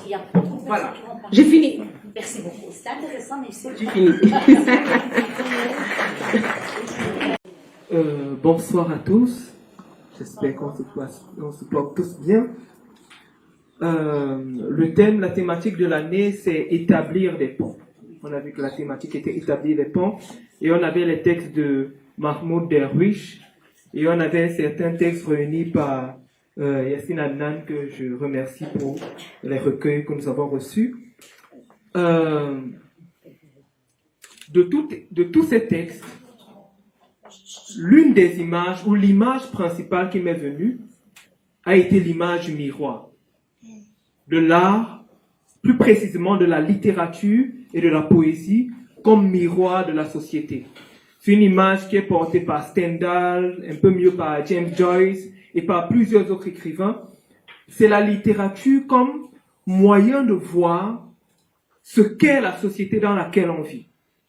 Mais pas seulement. Dans l'idéologie, dans la motivation d'établir les ponts, la littérature peut aussi être non seulement un reflet immobile, mais un reflet qui se déplace de lieu en lieu pour donner la réalité d'une société dans un milieu donné. Et là, le miroir peut être de la société où on appartient, à laquelle on appartient, comme il peut aussi être le miroir d'une société qu'on ne connaît pas directement, mais qu'on peut connaître indirectement par le biais de la littérature. Pour ma part, je n'ai jamais mis pied à Gaza. Je pense que la plupart d'entre nous aussi ne l'avons pas fait jusqu'à présent. Peut-être cela arrivera, mais grâce à la littérature, nous pouvons mettre tous nos deux pieds à Gaza, bien que pas physiquement, mais pleinement intellectuellement. Nous pouvons avoir un regard sur ce qui s'est passé, ce qui se passe et sur ce qui risque de se passer. Et c'est aussi ça, une belle manière d'établir des ponts. Maintenant, dans cette dimension de miroir, il y a plusieurs manières de faire. Il y a la possibilité de juste dresser un miroir, mais Mahmoud Darwish, dont nous avons eu l'occasion de lire les textes ou d'écouter les textes, ne fait pas juste que placer un miroir. Il dresse un miroir, mais il argumente aussi, il commente, il interprète l'image qui est reflétée par le miroir auquel il nous donne accès. Et ainsi, nous avons lu le poème Identité, où Sagel, où inscrit, note. Et dans ce texte est très fort. Je pense que ceux qui ont eu l'occasion de lire ont pu le ressentir. Il est poignant d'émotion, il est percutant. L'auteur nous fait vivre une réalité terrible à vivre. Mais il ne se limite pas, il ne nous ménage pas, il ne dit pas juste vivez cette peine. Mais il nous agresse aussi par la violence de ce qu'il ressent. Cela m'a interpellé, j'ai essayé de creuser un peu pour pouvoir comprendre dans quel contexte l'auteur est écrit. Et Mahmoud Darwish, à cette période-là, c'était en 1964, il n'avait que 23 ans, si je ne me trompe pas. C'est aussi en la même année qu'a été fondée l'OLP, je pense, l'Organisation de libération de la Palestine. Et ce qui lui a inspiré le texte, c'est le fait que dans le territoire colonisé où il se retrouvait, fréquemment les policiers devaient lui demander son identité. Dis qui es-tu, la carte d'identité, telle information, et ça l'a agacé. Mais à ce moment-là, au lieu juste de réagir violemment, comme cela pourrait être légitime de penser qu'il devait le faire, il a retenu son émotion. Et il a transformé un poème qui a dépassé les barrières géographiques de sa nation. Il a pris toute cette émotion, toutes ces colères, tout ce qu'il aurait voulu dire à ce policier, qu'il n'a pas dit, tout ce qu'il aurait aimé dire à tout cet État colonisateur, qu'il n'a pas pu dire directement, il a transformé en vers. Et là, il a agressé son agresseur par les lettres. Il a dit inscrit, c'est un poème de défiance. Où il dit, tu m'as pris ceci, tu as fait ceci, écris, inscris cela, note, voilà ce que tu as fait. Tu veux telle information, je te la donne. Et il va lui dire, je ne suis pas un mendiant. Est-ce que j'ai demandé ton pain? Est-ce que j'ai demandé ceci? Rien de tout cela. Mais c'est toi l'agresseur. Vas-y, note, inscris cela. Et cette puissance-là, il l'a retournée et elle a tellement été humaine. Elle a pu se connecter à tous les humains qui ont lu ce texte au point de devenir ultimement célèbre. Je pense que c'est le livre Rameau d'Olivier par lequel il est devenu le plus célèbre à cette période-là. Il n'avait que 23 ans. Et il a commencé à écrire à 19 ans. Aussi un appel à nous jeunes pour nous dire qu'il n'y a pas d'âge trop jeune pour faire quelque chose. Et que tout ne se résout pas forcément par la violence. Parfois la violence a un sens. Mais tout ne se limite pas à ça. Il y a des armes qu'on ne peut pas nous prendre. Et de ces armes, il y a la littérature. C'est une arme que personne ne peut nous voler. Même lorsqu'on a tout perdu, on a toujours l'occasion de tirer à bout portant sur l'ennemi sans se saisir d'armes physiques. C'est une arme qui ne tue pas le corps, mais qui agresse l'esprit de l'agresseur. C'est une arme qui va au-delà de toutes les autres armes. Et c'est cette arme-là que Mahmoud Darwish nous présente. Et en prenant du recul, lorsque je regarde la situation de la Palestine en 64, et je regarde celle d'aujourd'hui, son combat prend encore plus de sens. Peut-être en regardant ce qui se passe, peut-être qu'il se retourne dans sa tombe. Mais ce qui me réjouit, c'est que son combat, ce qu'il a écrit, a inspiré des générations. Parce qu'on dit de lui qu'en son temps, il était le plus fameux, le plus célèbre des poètes palestiniens. Mais son combat a inspiré d'autres personnes, dont M. Yassine Anna nous a partagé les extraits. Je prends un. Et c'est une jeune dame, monsieur parlait de dame tout à l'heure. C'est une jeune dame, elle s'appelle Nour Baloucha, je pense. Elle a écrit les pigeons brûlés. Je ne pourrais pas lire tout le poème, faute de temps, mais elle commence. La scène est très différente. Il y avait un chat qui marchait sur le muret, un bébé dans son berceau, que toute la famille appelait, et qui gazouillait à l'adresse du monde entier. Il y avait des arbres à la porte de la demeure, un jasmin, un pied de vie. Une description à laquelle nous tous on peut se rapporter, une description de n'importe quel endroit au Maroc, à Marrakech ou dans n'importe quel pays du monde. Et puis quelques vers plus tard, elle dira, il y avait quelque chose qui se passait. Et quelque chose qui devait se passer. Et c'est là où tout bascule. Ensuite, elle nous fait l'état de la situation finale. Le chat s'est enfui. Le lit s'est cassé. La famille a été engloutie sous les débris. Les couleurs ont fondu. Sauf une qui s'est répandue. Et vous devinez laquelle. Et là, on voit la continuité de cette œuvre-là. La continuité de ce miroir. Elle n'a pas besoin de... Juste par cette description, on vit ce qu'on ne peut pas vivre. On écoute ce qu'on ne peut pas écouter. On entend ce qu'on ne peut pas entendre. Et on partage son émotion. C'est aussi une pédagogie qu'ils sont pour nous. Ils nous permettent... Ils dressent un pont entre leur situation et nous.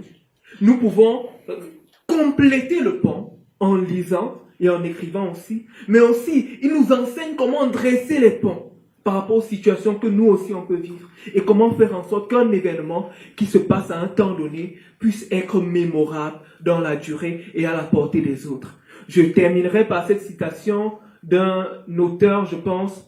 Non, je vais terminer par deux citations. Déjà une de quelqu'un qui est loin d'être un saint, bien qu'on nous le présente comme tel, Mahatma Gandhi, qui dira, ce que j'ai peur, ce n'est pas de la méchanceté des méchants, mais c'est du silence des justes. La littérature nous donne l'occasion de ne pas être immobilisés, d'être des justes qui ne sont pas silencieux. Mais aussi, il y a cette citation que j'ai vue pour la première fois dans un livre de Yasmine Chamine qu'on avait reçu ici au salon. Ah, magnifique. Oui. Et la citation venait d'un auteur, je pense, hispanophone. Et il dira, la réponse à l'indignité a toujours été l'indignation. Et aucune réalité n'est fatale. Je vous remercie.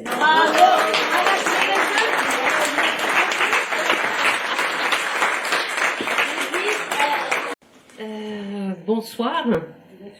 Que dire après tout ce qui a été dit? Je vais peut-être commencer par remercier Laïla et remercier si Yassine Adnan. Vous remercie aussi de votre présence, mais remercie aussi si Yassine Adnan qui a eu l'idée de collecter tous ces poèmes, d'abord palestiniens, puis ensuite en 2025, après ces 2 années de guerre, des poèmes de poètes et de poétesses d'Oraza. Merci en notre nom à tous et au nom de l'humanité de rassembler tous ces textes, et aussi à Abdel Labi d'avoir traduit ces poèmes de l'arabe vers le français. Que dire? C'est vrai, quand on s'était réunis et quand on avait annoncé le thème de ce premier salon qui ouvre l'année, nous avons essayé de trouver un lien entre le poème Awraq Zaytoun de Darwish et cette anthologie de poèmes d'Oraza. Et on s'était dit qu'il serait judicieux de voir un peu comment cette poésie palestinienne a évolué depuis Darwish jusqu'à cette grande Nakba. Elle est encore plus... on a parlé tout à l'heure, monsieur a parlé de la catastrophe. Ce que nous avons vécu et enduré avec le peuple d'Oraza ces 2 dernières années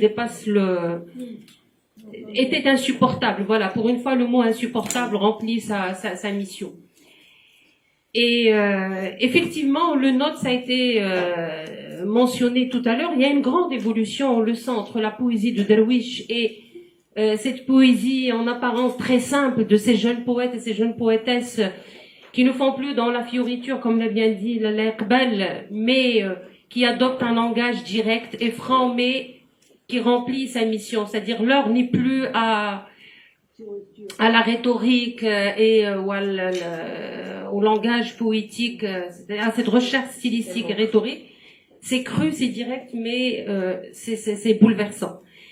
Et je vais peut-être commencer à partir d'une phrase mentionnée dans la belle chronique de Iman tout à l'heure. Elle a parlé de Darwish, elle a parlé de l'olivier, et c'est tout ce qui reste quand tout a été pris.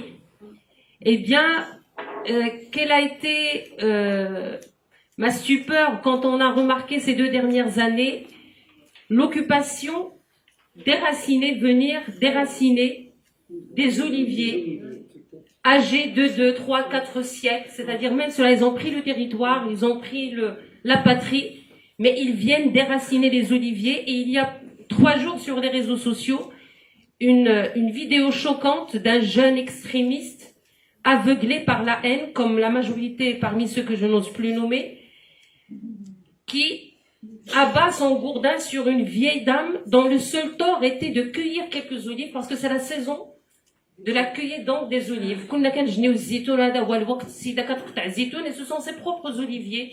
Et on voit cette boule de haine qui ne respecte ni l'âge, ni le droit de cette femme, et qui l'assomme, et on la voit s'effondrer, tout comme Raza s'est effondré depuis le maudit 7 octobre dernier. Voilà, donc ils ont pris même les oliviers. Voilà, ils ont tout pris. Ils ont pris l'olivier, mais il reste la poésie, il reste la parole, il reste les mots. Heureusement. Et pour parler de l'évolution de cette poésie, justement, on l'a dit avec Darwish, la poésie est peuplée d'oliviers, d'amandiers, comme l'a bien dit monsieur tout à l'heure, il y a l'expression d'une certaine nostalgie qu'on ne retrouve plus sous la plume de ces nouvelles voix, donc des voix des jeunes poètes d'Oraza.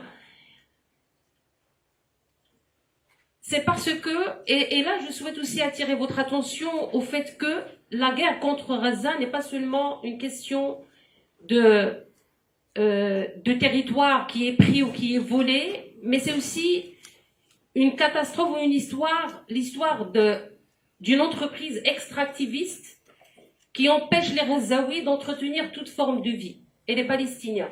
C'est-à-dire, on leur empêche l'accès à la mer pour survivre. On a détruit toute forme de culture, y compris les oliviers. Et en parlant de l'olivier, on sait que l'olivier n'est pas seulement un aliment qui permet aux Ghazaouis de vivre, comme chez nous. La cueillette, la période de la cueillette est une période qui crée le lien social. C'est une période de liesse et de joie. تجتمع الناس ويقطعوا الزيتون ويحتفلوا بحالنا نديروا الزيتون مفرشة. Et puis il y a tous les rituels qui commencent à disparaître avec la disparition de... C'est une culture, voilà. Donc, هو اجتثاث للذاكرة le vivant. أولاً, je voudrais remercier Yassine Adnan et Selhabi parce que, en rassemblant ces poèmes, en les traduisant et en faisant ce que nous avons sous la main, vous avez donné le droit à ces Ghazaouis, à ces Palestiniens, le droit à un récit, à un narratif. Voilà. Et pendant la guerre, qui parle? Et d'où est-ce qu'on parle? Et nous avons presque la seule version, elle est toute tordue, elle est imposée par les médias, elle est imposée aussi par ce qu'on appelle les puissants aujourd'hui, les pseudo-puissants. Et on n'écoute plus la voix des Palestiniens, à part Darwish, comme l'a bien dit monsieur, qui a été injustement peut-être mise en avant par la presse et aussi par des éditeurs à l'étranger qui ont voulu mettre en avant la figure de Darwish au détriment d'autres voix, de poètes palestiniens qui n'ont pas eu la même chance. Donc, vous avez donné le droit à un récit. Asma'touna sawt sardia palestinien. Voilà. Narrative. C'est ça le rôle de la poésie, de la littérature. Donc,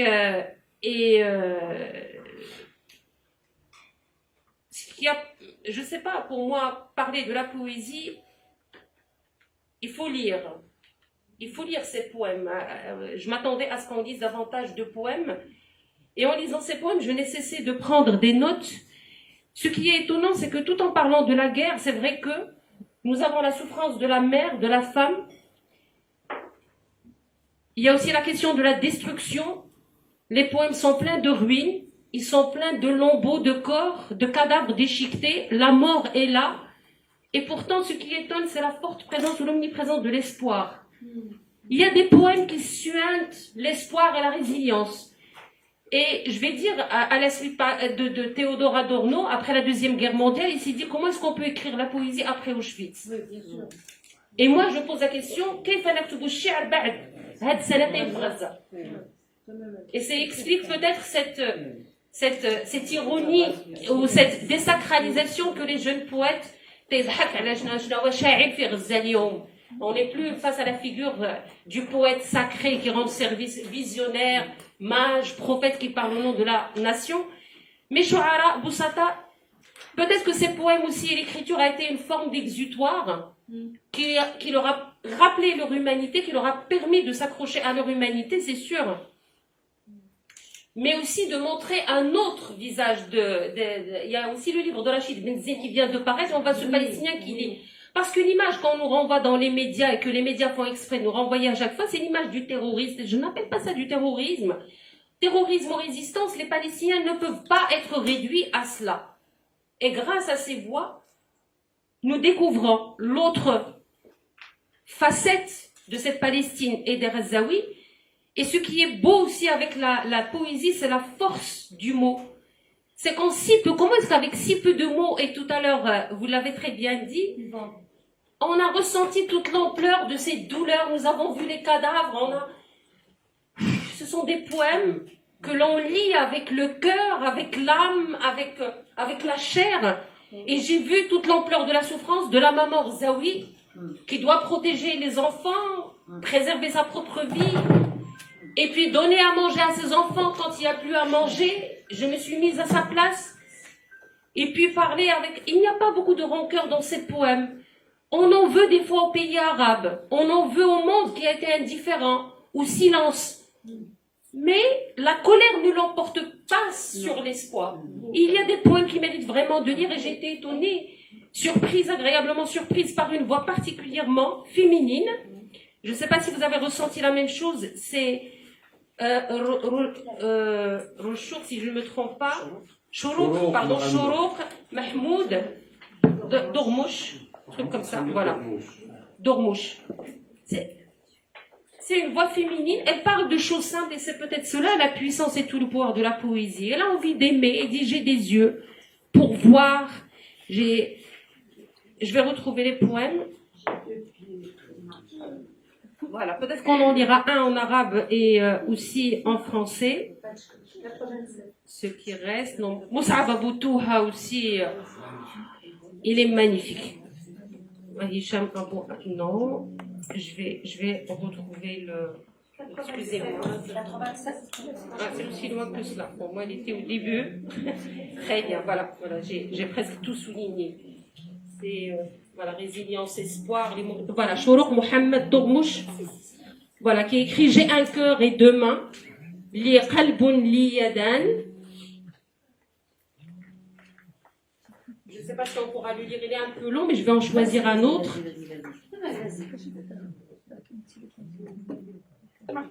Peut-être on va lire une seule nuit d'amour. Une seule nuit d'amour. Peut-être un vers ou le vers en arabe. Très bien. Une seule nuit d'amour. Laisse-moi une occasion, ô mort, d'écrire tout ce que j'ai en mémoire et en mon cœur de livrer à mes amis mes dernières paroles. D'étreindre mon père et ma mère pour la première et dernière fois. De vivre de mon vivant une seule nuit d'amour.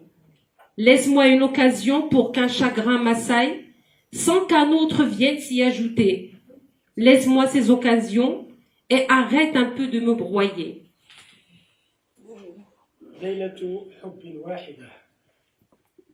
غتلاحظوا في الترجمة كنتكلموا على لامور. في القصيدة الأصلية كاين الحرب. وهنا كتشوفوا واحد المسافة ديال الترجمة. أنا بالنسبة لي عندي الحرب ولكن في واحد اللحظة المترجم غيمشي مباشرة للموت. النتيجة ديالو. هذا هو. كانوا أوراش كثيرة مفتوحة أثناء الترجمة من هذا النوع لأنه كمان سيل لعبي. اتركي لي فرصة أيتها الحرب كي أكتب كل ما في ذاكرتي وقلبي كي أقول كلماتي الأخيرة لأصدقائي كي أعانق أبي وأمي لأول مرة وآخر مرة كي أعيش ليلة حب واحدة في عمري. اتركي لي فرصة لأبكي ليحزنني هم دون أن يشاغلني آخر. اتركي لي فرصة تتوقفي قليلا عن طحني.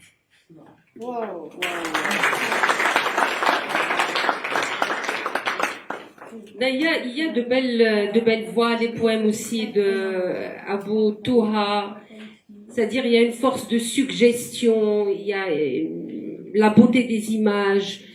Comment est-ce qu'on arrive à nommer le silence, c'est-à-dire le silence? Par exemple, le poème justement d'Abou Touha, Moussab Abou Touha, son poème intitulé Poignée de silence. Comment est-ce qu'il arrive à figurer l'absence, le manque, la perte, le silence? Et seule la poésie, à mon avis, en est capable. Je ne cache pas que des fois, je suis restée un peu frustrée face à certains poèmes. Je me suis dit, j'aurais aimé avoir les textes en arabe parce que j'ai trouvé la traduction par moment, je ne vais pas dire un peu rigide, mais je savais, comme l'a bien dit la Iqbal, recevoir le texte dans la langue d'origine. Il y avait quelque chose de perdu. Il y avait quelque chose de perdu.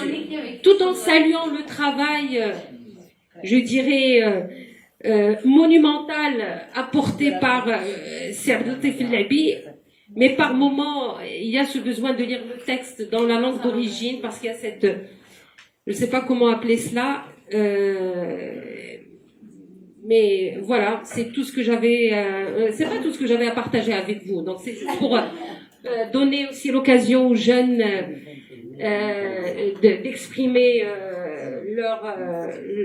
de nous dire ce qu'ils ont ressenti en lisant cette poésie. Mais on pourra en discuter tout à l'heure parce qu'il y a beaucoup de choses à dire à propos de toutes ces belles voix qui nous viennent de Gaza. Merci pour votre patience. Merci. La salle, oui, oui.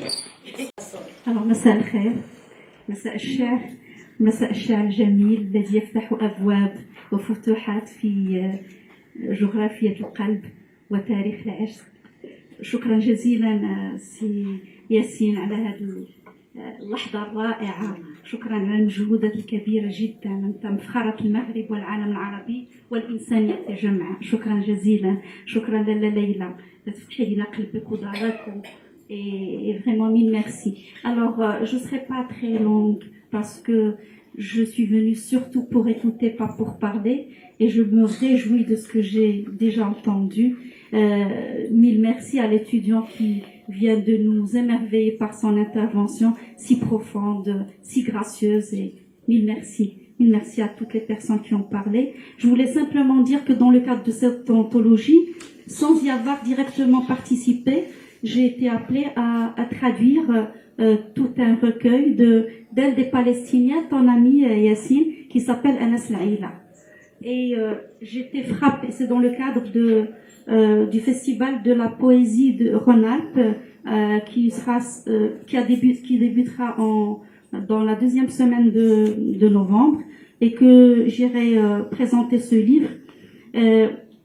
On m'a demandé de traduire ce recueil et j'étais frappée par l'immensité de ce vécu au quotidien. C'est ce que tu disais si judicieusement, Yassine, c'est que cette poésie n'a pas besoin de fioritures, n'a pas besoin d'être dite de manière savante, mais elle est tellement vraie, tellement proche du quotidien qu'elle est, comment on peut la sentir, très légère à la fois, mais très profonde, très enracinée dans le quotidien, mais en même temps, elle nous permet une élévation, une transcendance à travers les détails du quotidien, à travers l'ironie dont l'auteur lui-même s'adresse à lui-même déjà avant de l'adresser au monde dans lequel il vit. Mais aussi, c'est une brèche d'espoir dans la douleur, de douleur issue d'une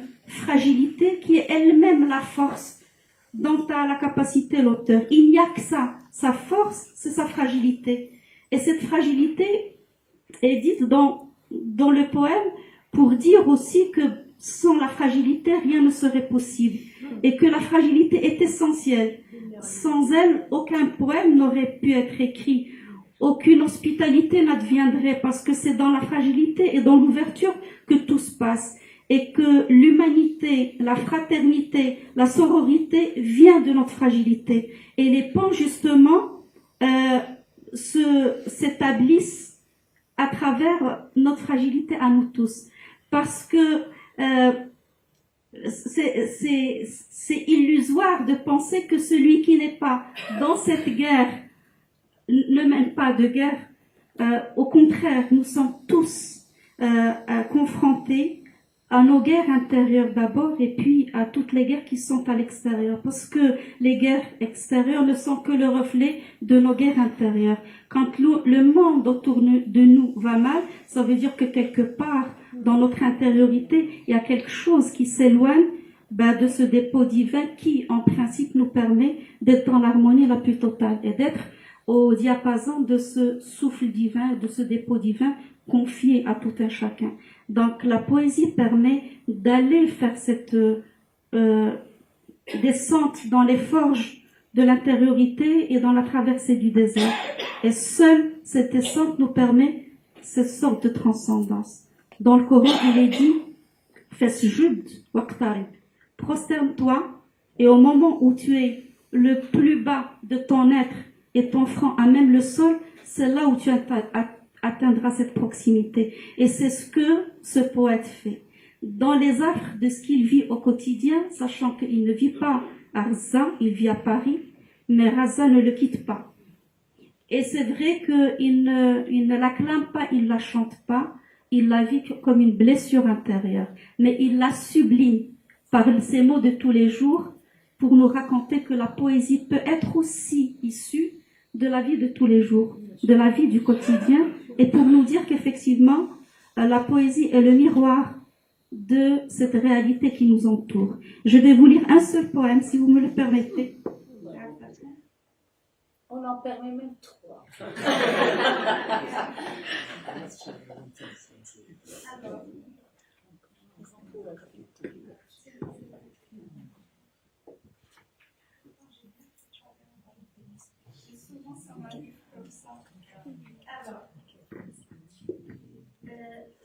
Je pourrais lui rendre en arabe et puis le traduire.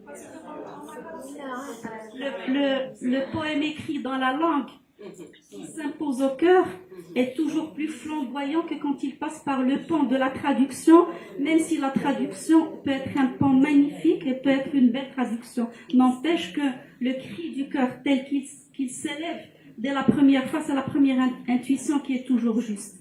Alors, il l'appelle مسائل عالقة صدقني يا رفيق يا نديم الوهم يا غريم الصدفة أن الانتماء إلى بلد يحد من الخيال ويجعل منا بلهاء إن الانتماء إلى بلد حاجة الباحثين عن معنى وعن فكرة يختبئون وراءها فلحفنة تراب في حديقة بيتك أن تسرد سيرة الكوكب كله كما لقطرة ماء في كأسك أن تروي سيرة بحر بأكمله صدقني يا رفيق أن الانتماء إلى بلد سبب وجيه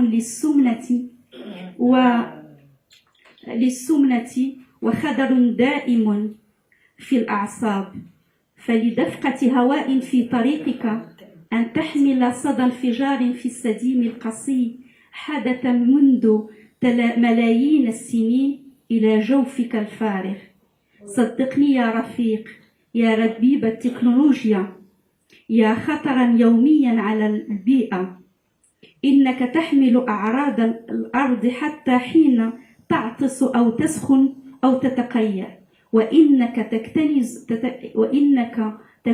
تفتتن بأسرار تتهرب منها كما تتحاشى أنينك كلما صادفتهم في طريق كما تتحاشى دائنيك كلما صادفتهم في طريق صدقني يا رفيق إن الانتماء إلى بلد مرض في العاطفة تبذير لمشاعر إن لم يكن نقصا في المناعة.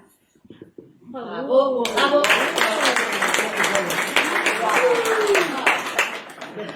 Question en suspens.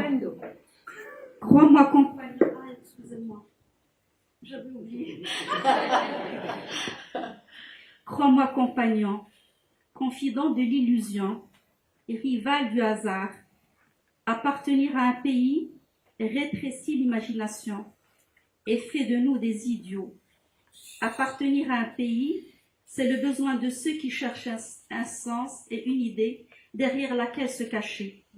Or, une poignée de terre dans le jardin de chez toi peut raconter l'histoire de la planète entière, tout comme une goutte d'eau dans ton verre peut relater l'épopée d'une mer infinie.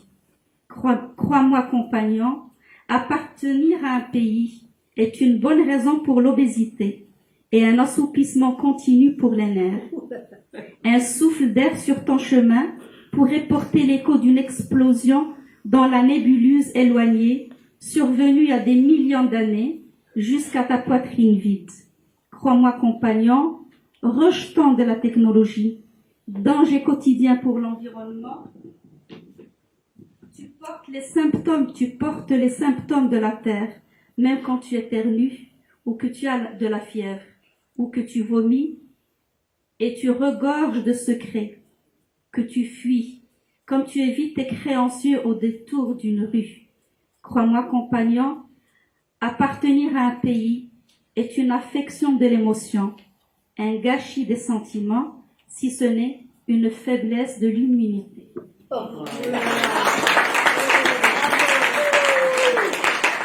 Merci Liba, merci beaucoup Lala Touria.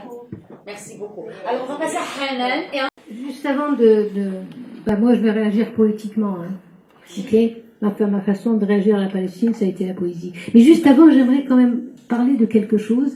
Vous connaissez tous la chanson Commandante Che Guevara, et vous connaissez le poète qu'il a écrit, donc Victor Jara, et on lui a, donc le régime de Pinochet lui a broyé les doigts avant de le tuer. Vous savez ce que ça veut dire, broyer les doigts d'un artiste, guitariste, musicien.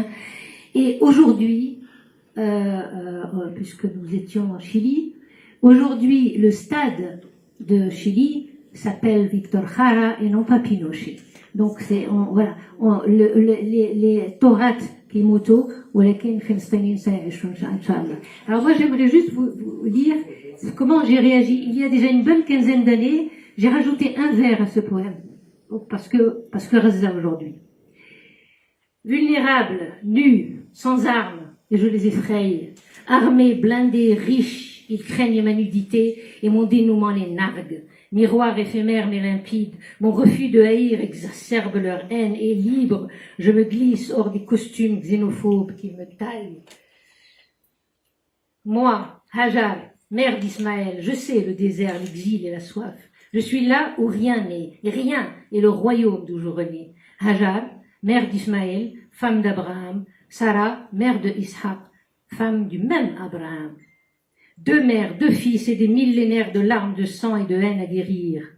Non, Sarah, je ne veux pas ta mort. L'Europe, violée par Zeus, n'a-t-elle pas enfanté Hitler dont les 1001 mains ont tenté de t'étouffer, et Netanyahou qui aujourd'hui assassine mes enfants? Non, Sarah, je ne veux pas ta mort. La mort, c'est repu de nos enfants. Viens, Sarah, j'ai enterré mes morts, et je t'apprendrai le désert, les étoiles qu'une main invisible allume au crépuscule et ravive au plus profond de la nuit. Ismaël et Ishaq dormiront sous nos voiles les ceux de la nuit, bercés par l'ultime poème que l'âme du désert chantera dans nos cœurs. Viens, Sarah, Marie nous rejoindra ce soir, et nous serons à la même mer.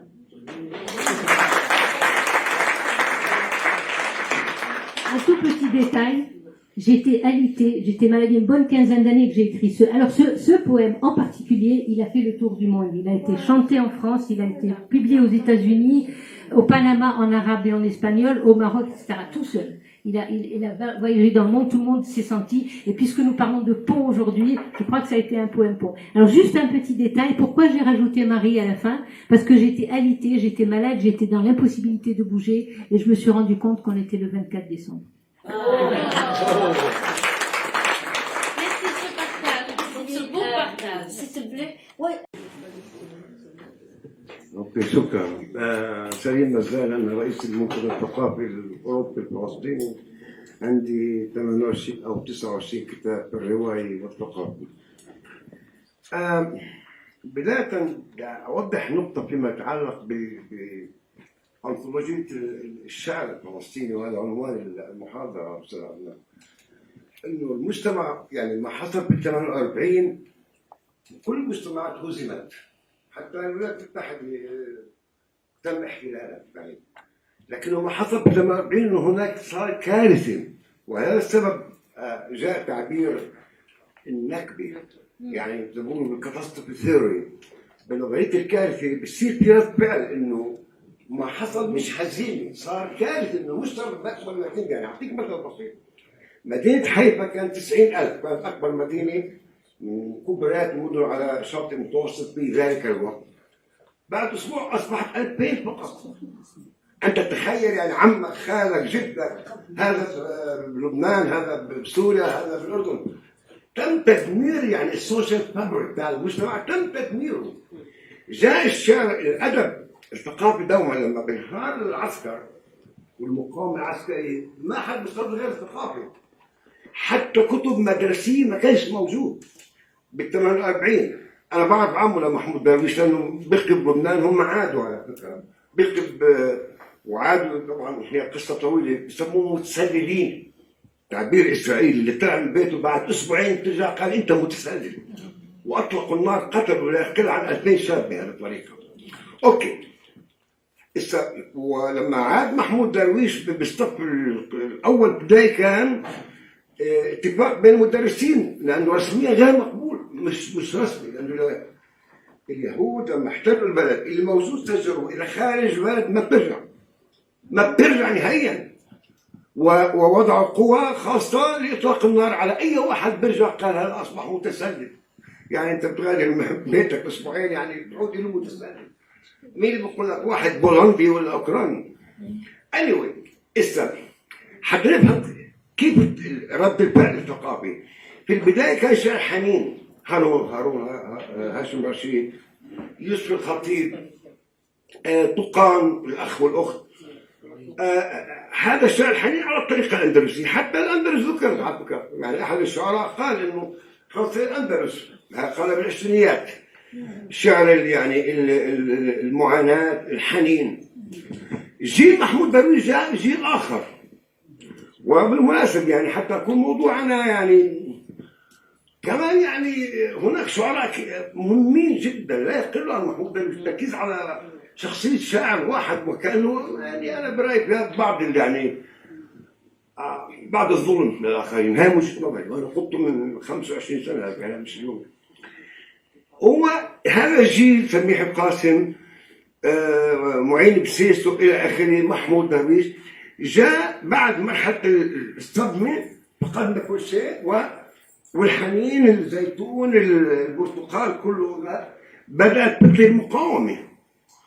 هذا الجيل جاء انه لا ممكن نقاوم وممكن وهذا ممكن. جاء هذا الجيل، جيل يعني اللي كتب عنه غسان كلفاني، هو اللي عرف العالم، عرفنا في ذلك الوقت عن محمود درويش حقيقة.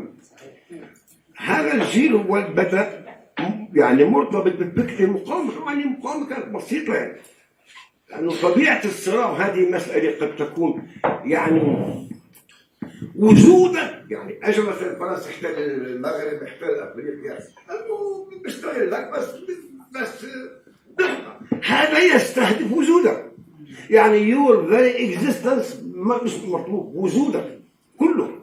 حتى تعبير محمود درويش سجل العربي لأنه اليهود احنا عندنا هوية فلسطينية. الهوية العربية تكون بسوريا، بلبنان، بأي بلد، بس اليهود بيقول لك هم عرب إسرائيل حتى يضربوا الهوية الفلسطينية، لأن فلسطين يعني أنت عندك حدود محددة، بس عربي ممكن تكون من أي بلد تعبير عام. بس في ذلك الوقت ما كان هذا الوعي موجود. على كل حال وحديث يعني يطول، بس شكرا أستاذ عدنان، يعني أبدعت حقيقة.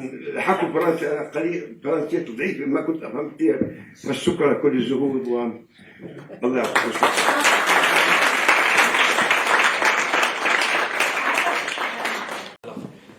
Bonsoir tout le monde. Je pense que la plupart ici me connaissent, donc je suis un ancien membre du salon. Je suis quand j'étais en première année de faculté. Et demain j'ai mon concours doctoral, donc voilà. J'espère que je vais le réussir. Alors je suis vraiment, je dirais ému et honoré d'être à côté d'une telle figure influente comme Monsieur Yassine. Et bien sûr Tata Leïla, Tata Iman et tout le monde ici. Voilà. Ok. Donc,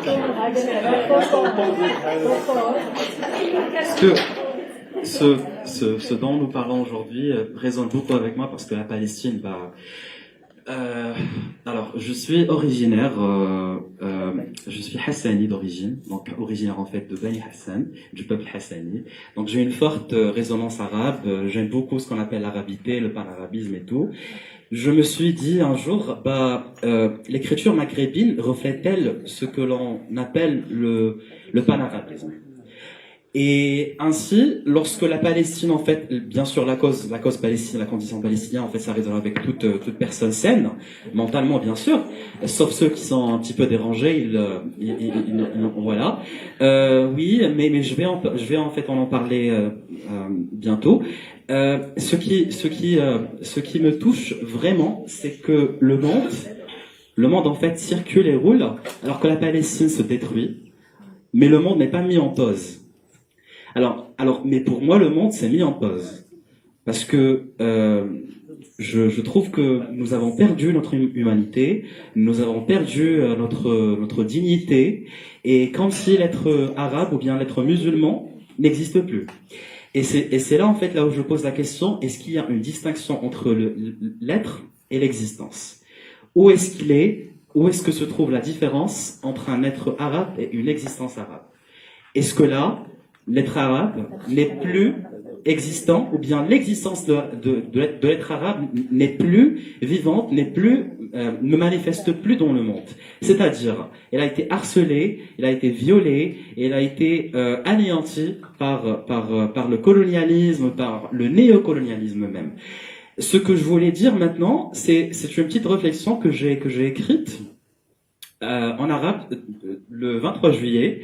J'ai écrit: كل روح فلسطينية استشهدت فهي بمثابة استشهاد لروح الأمة بأسرها، وكل إبادة سواء فردية أو جماعية فهي إبادة قصرية للغة العربية لغتنا وللثقافة العربية ثقافتنا وللإسلام ديننا، وكأن العربية والمسلم لا قيمة لحياتهما، وكأنهما قربان لإرضاء الأنا الغربي. ويل لأمة لا وعي لها بحتمية مصيرها ولا باتجاهها نحو الهاوية. ويل لكل من انسلخ من هويتنا كي لا يحمل عبء تأنيب الضمير والمسؤولية. ثم الأسوأ من يشمت في الإبادة عبر الموجة الأخيرة المضادة للعروبة والإسلام.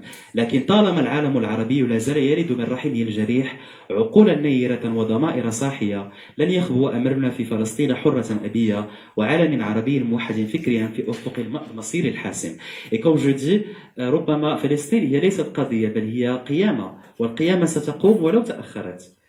فهنا أود أيضا قراءة قصيدة باللغة الفرنسية كما قالت تاتا مدام توريا à propos de voilà, bien sûr, comme elle a dit à propos de la langue française, il faut pas lire en fait. Non, mais je dis pas qu'il faut pas lire, mais par contre, il n'y a pas cette comment dire, ce ressenti culturel quand tu lis en arabe, c'est différent.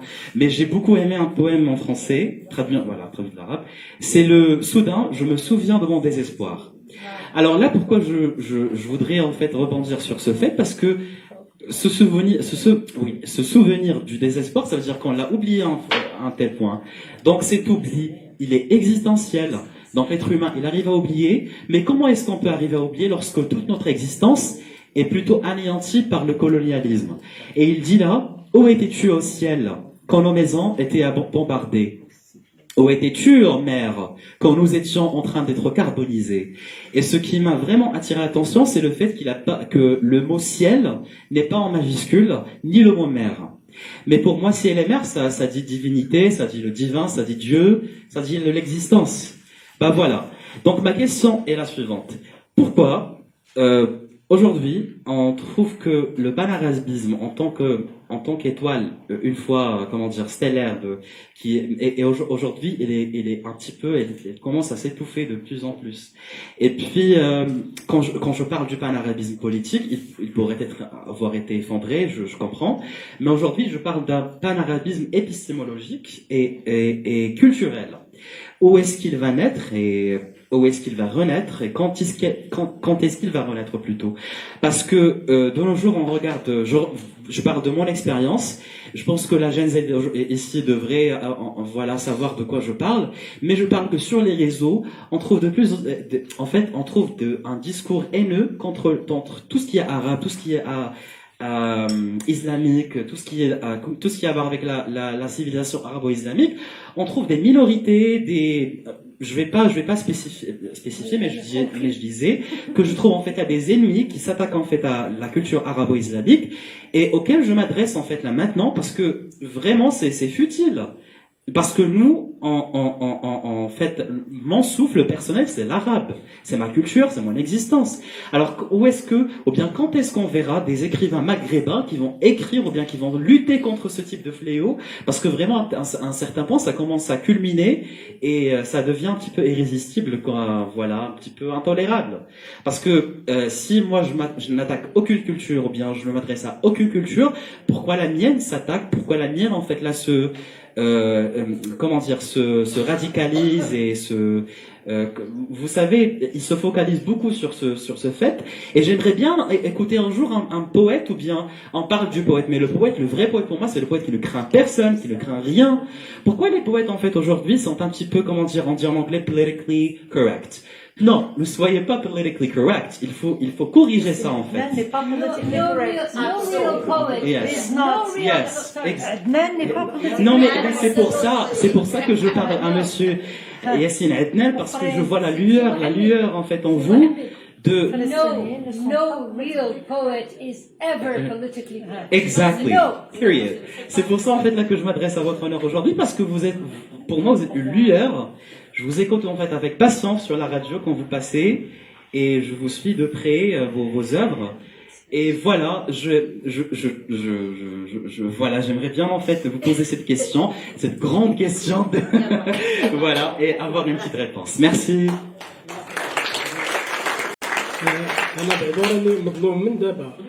La question est grande et la réponse va être petite. Déjà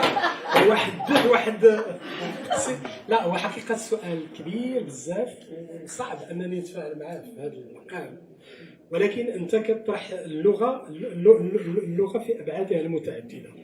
احنا بالنسبة لنا مثلا المشكل ديال العربية هي أنها اندرجت في واحد الفترة وواحد العقود في إطار ما يسمى بإيديولوجيا العروبة والإسلام. المشكل ديال إيديولوجيا العروبة والإسلام أشنو هو أنه ولا كيبني خطابات مهيمنة دومينانت، ولاو تيحكموا بعض الأنظمة بهذه الخطابات، حتى إلا ما كانتش أنظمة تحققت على مستوى مثلا الحكم، ولكن شكلت ضغط في مجتمعات متعددة كخطابات. غنقدر نعطيك مثلا نظام البعث العراقي الذي كان يقول أمة عربية واحدة ذات رسالة خالدة، وهذا الشعار ديال أمة عربية واحدة اللي رفعوا نظام البعث في العراق استعملوا بالنهاية لقتل الأكراد ولقتل الكلدان ولقتل الطوائف. إذن هذا مشكل كيبان لك بأن هذا النظام هو نظام يدافع عن العروبة ويدافع عن الإسلام، ولكن في واحد الوقت كتلقى بأنه غادي مع الأطروحة ديال برنارد لويس الذي كان في كتاباته الأولى وقبل أن يشتغل مع الأمريكيين وقبل أن يشتغل مع جورج بوش تماما كان يحدد بأن هذه الطوائف أساسية في العالم العربي وكيخصنا نبنيو عليها في كل تعامل مع البلدان العربية. بل مشى برنارد لويس أبعد وطالب بتعزيز الحضور ديال الإسلاميين لأنهم هم الأقدر على خلق الفتن مع هذه الطوائف. هذه كلها نصوص، احنا ما عرفتش شكون فيكم اللي كيتبع في الاستشراق البرنامج اللي كنعمل غادي تلقاو هذه المواضيع تكلمنا فيها بالتفصيل ممل، راه سموهم كم مرة ضيف من ضيوفنا وسعدت به.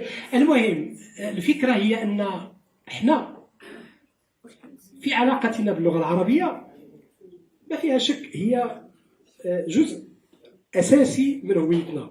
غير كنقول مثلا يجب دائما لكل إنسان حر، وأنا اللاتورية مشات قرأت واحد القصيدة جميلة ديال أنس العيلة لكي هو تيهضر على الانتماء إلى البلد، كيفاش أنه يصيبك بالبلد والبدانة.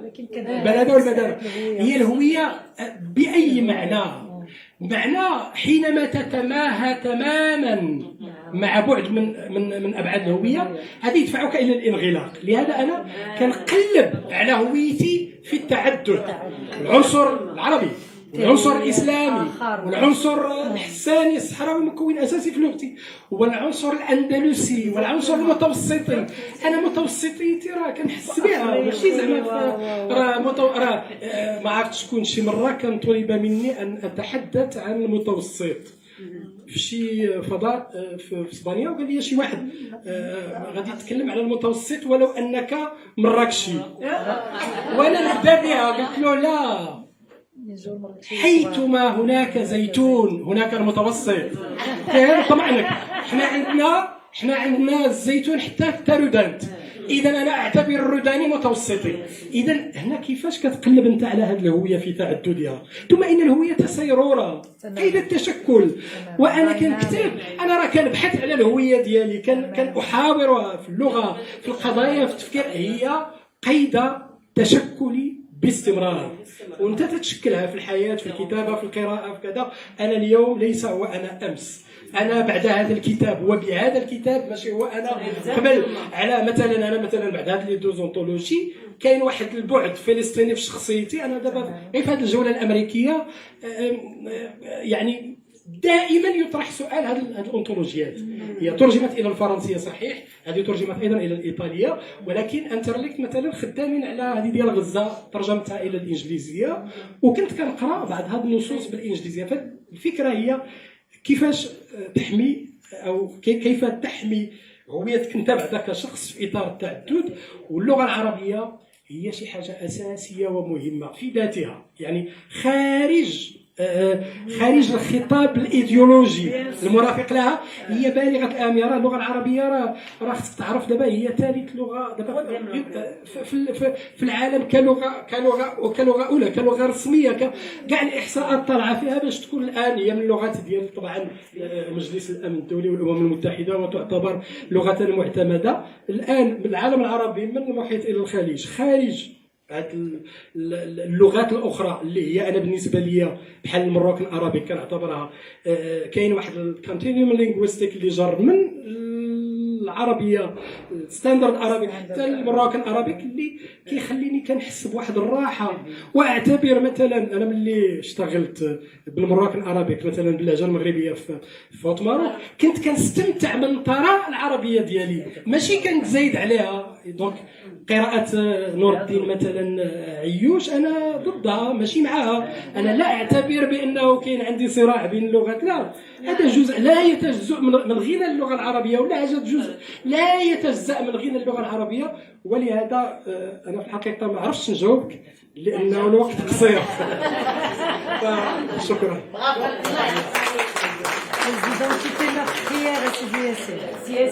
On a affaire à ce genre de discours من طرف الطلبه، ولكن يرجع يمكن السن ديالكم. كيف ما قالت الاستاذه كاينه كتب مؤسسه اللي كتخرج الانسان من بلاهه المطالبه بالانتماء لعرق او لوطن او لانسان اكبر من هذا، وليدونتيتي كيف ما قال الاستاذ على مر السنين كتشكل وكتغير. وزيدوا لي كومبوزيت مكونه ليدونتيتي ديالك من بزاف. ندير لك تحليلات ديال لابان اليوم غادي تلقى مكونات اللي ما عندهاش علاقه بالعروبه. اذا ما تحسنوش نفوسكم كطلبه، لانه كنطيحوا في نوع اخر من التطرف والفوندامونتاليزم.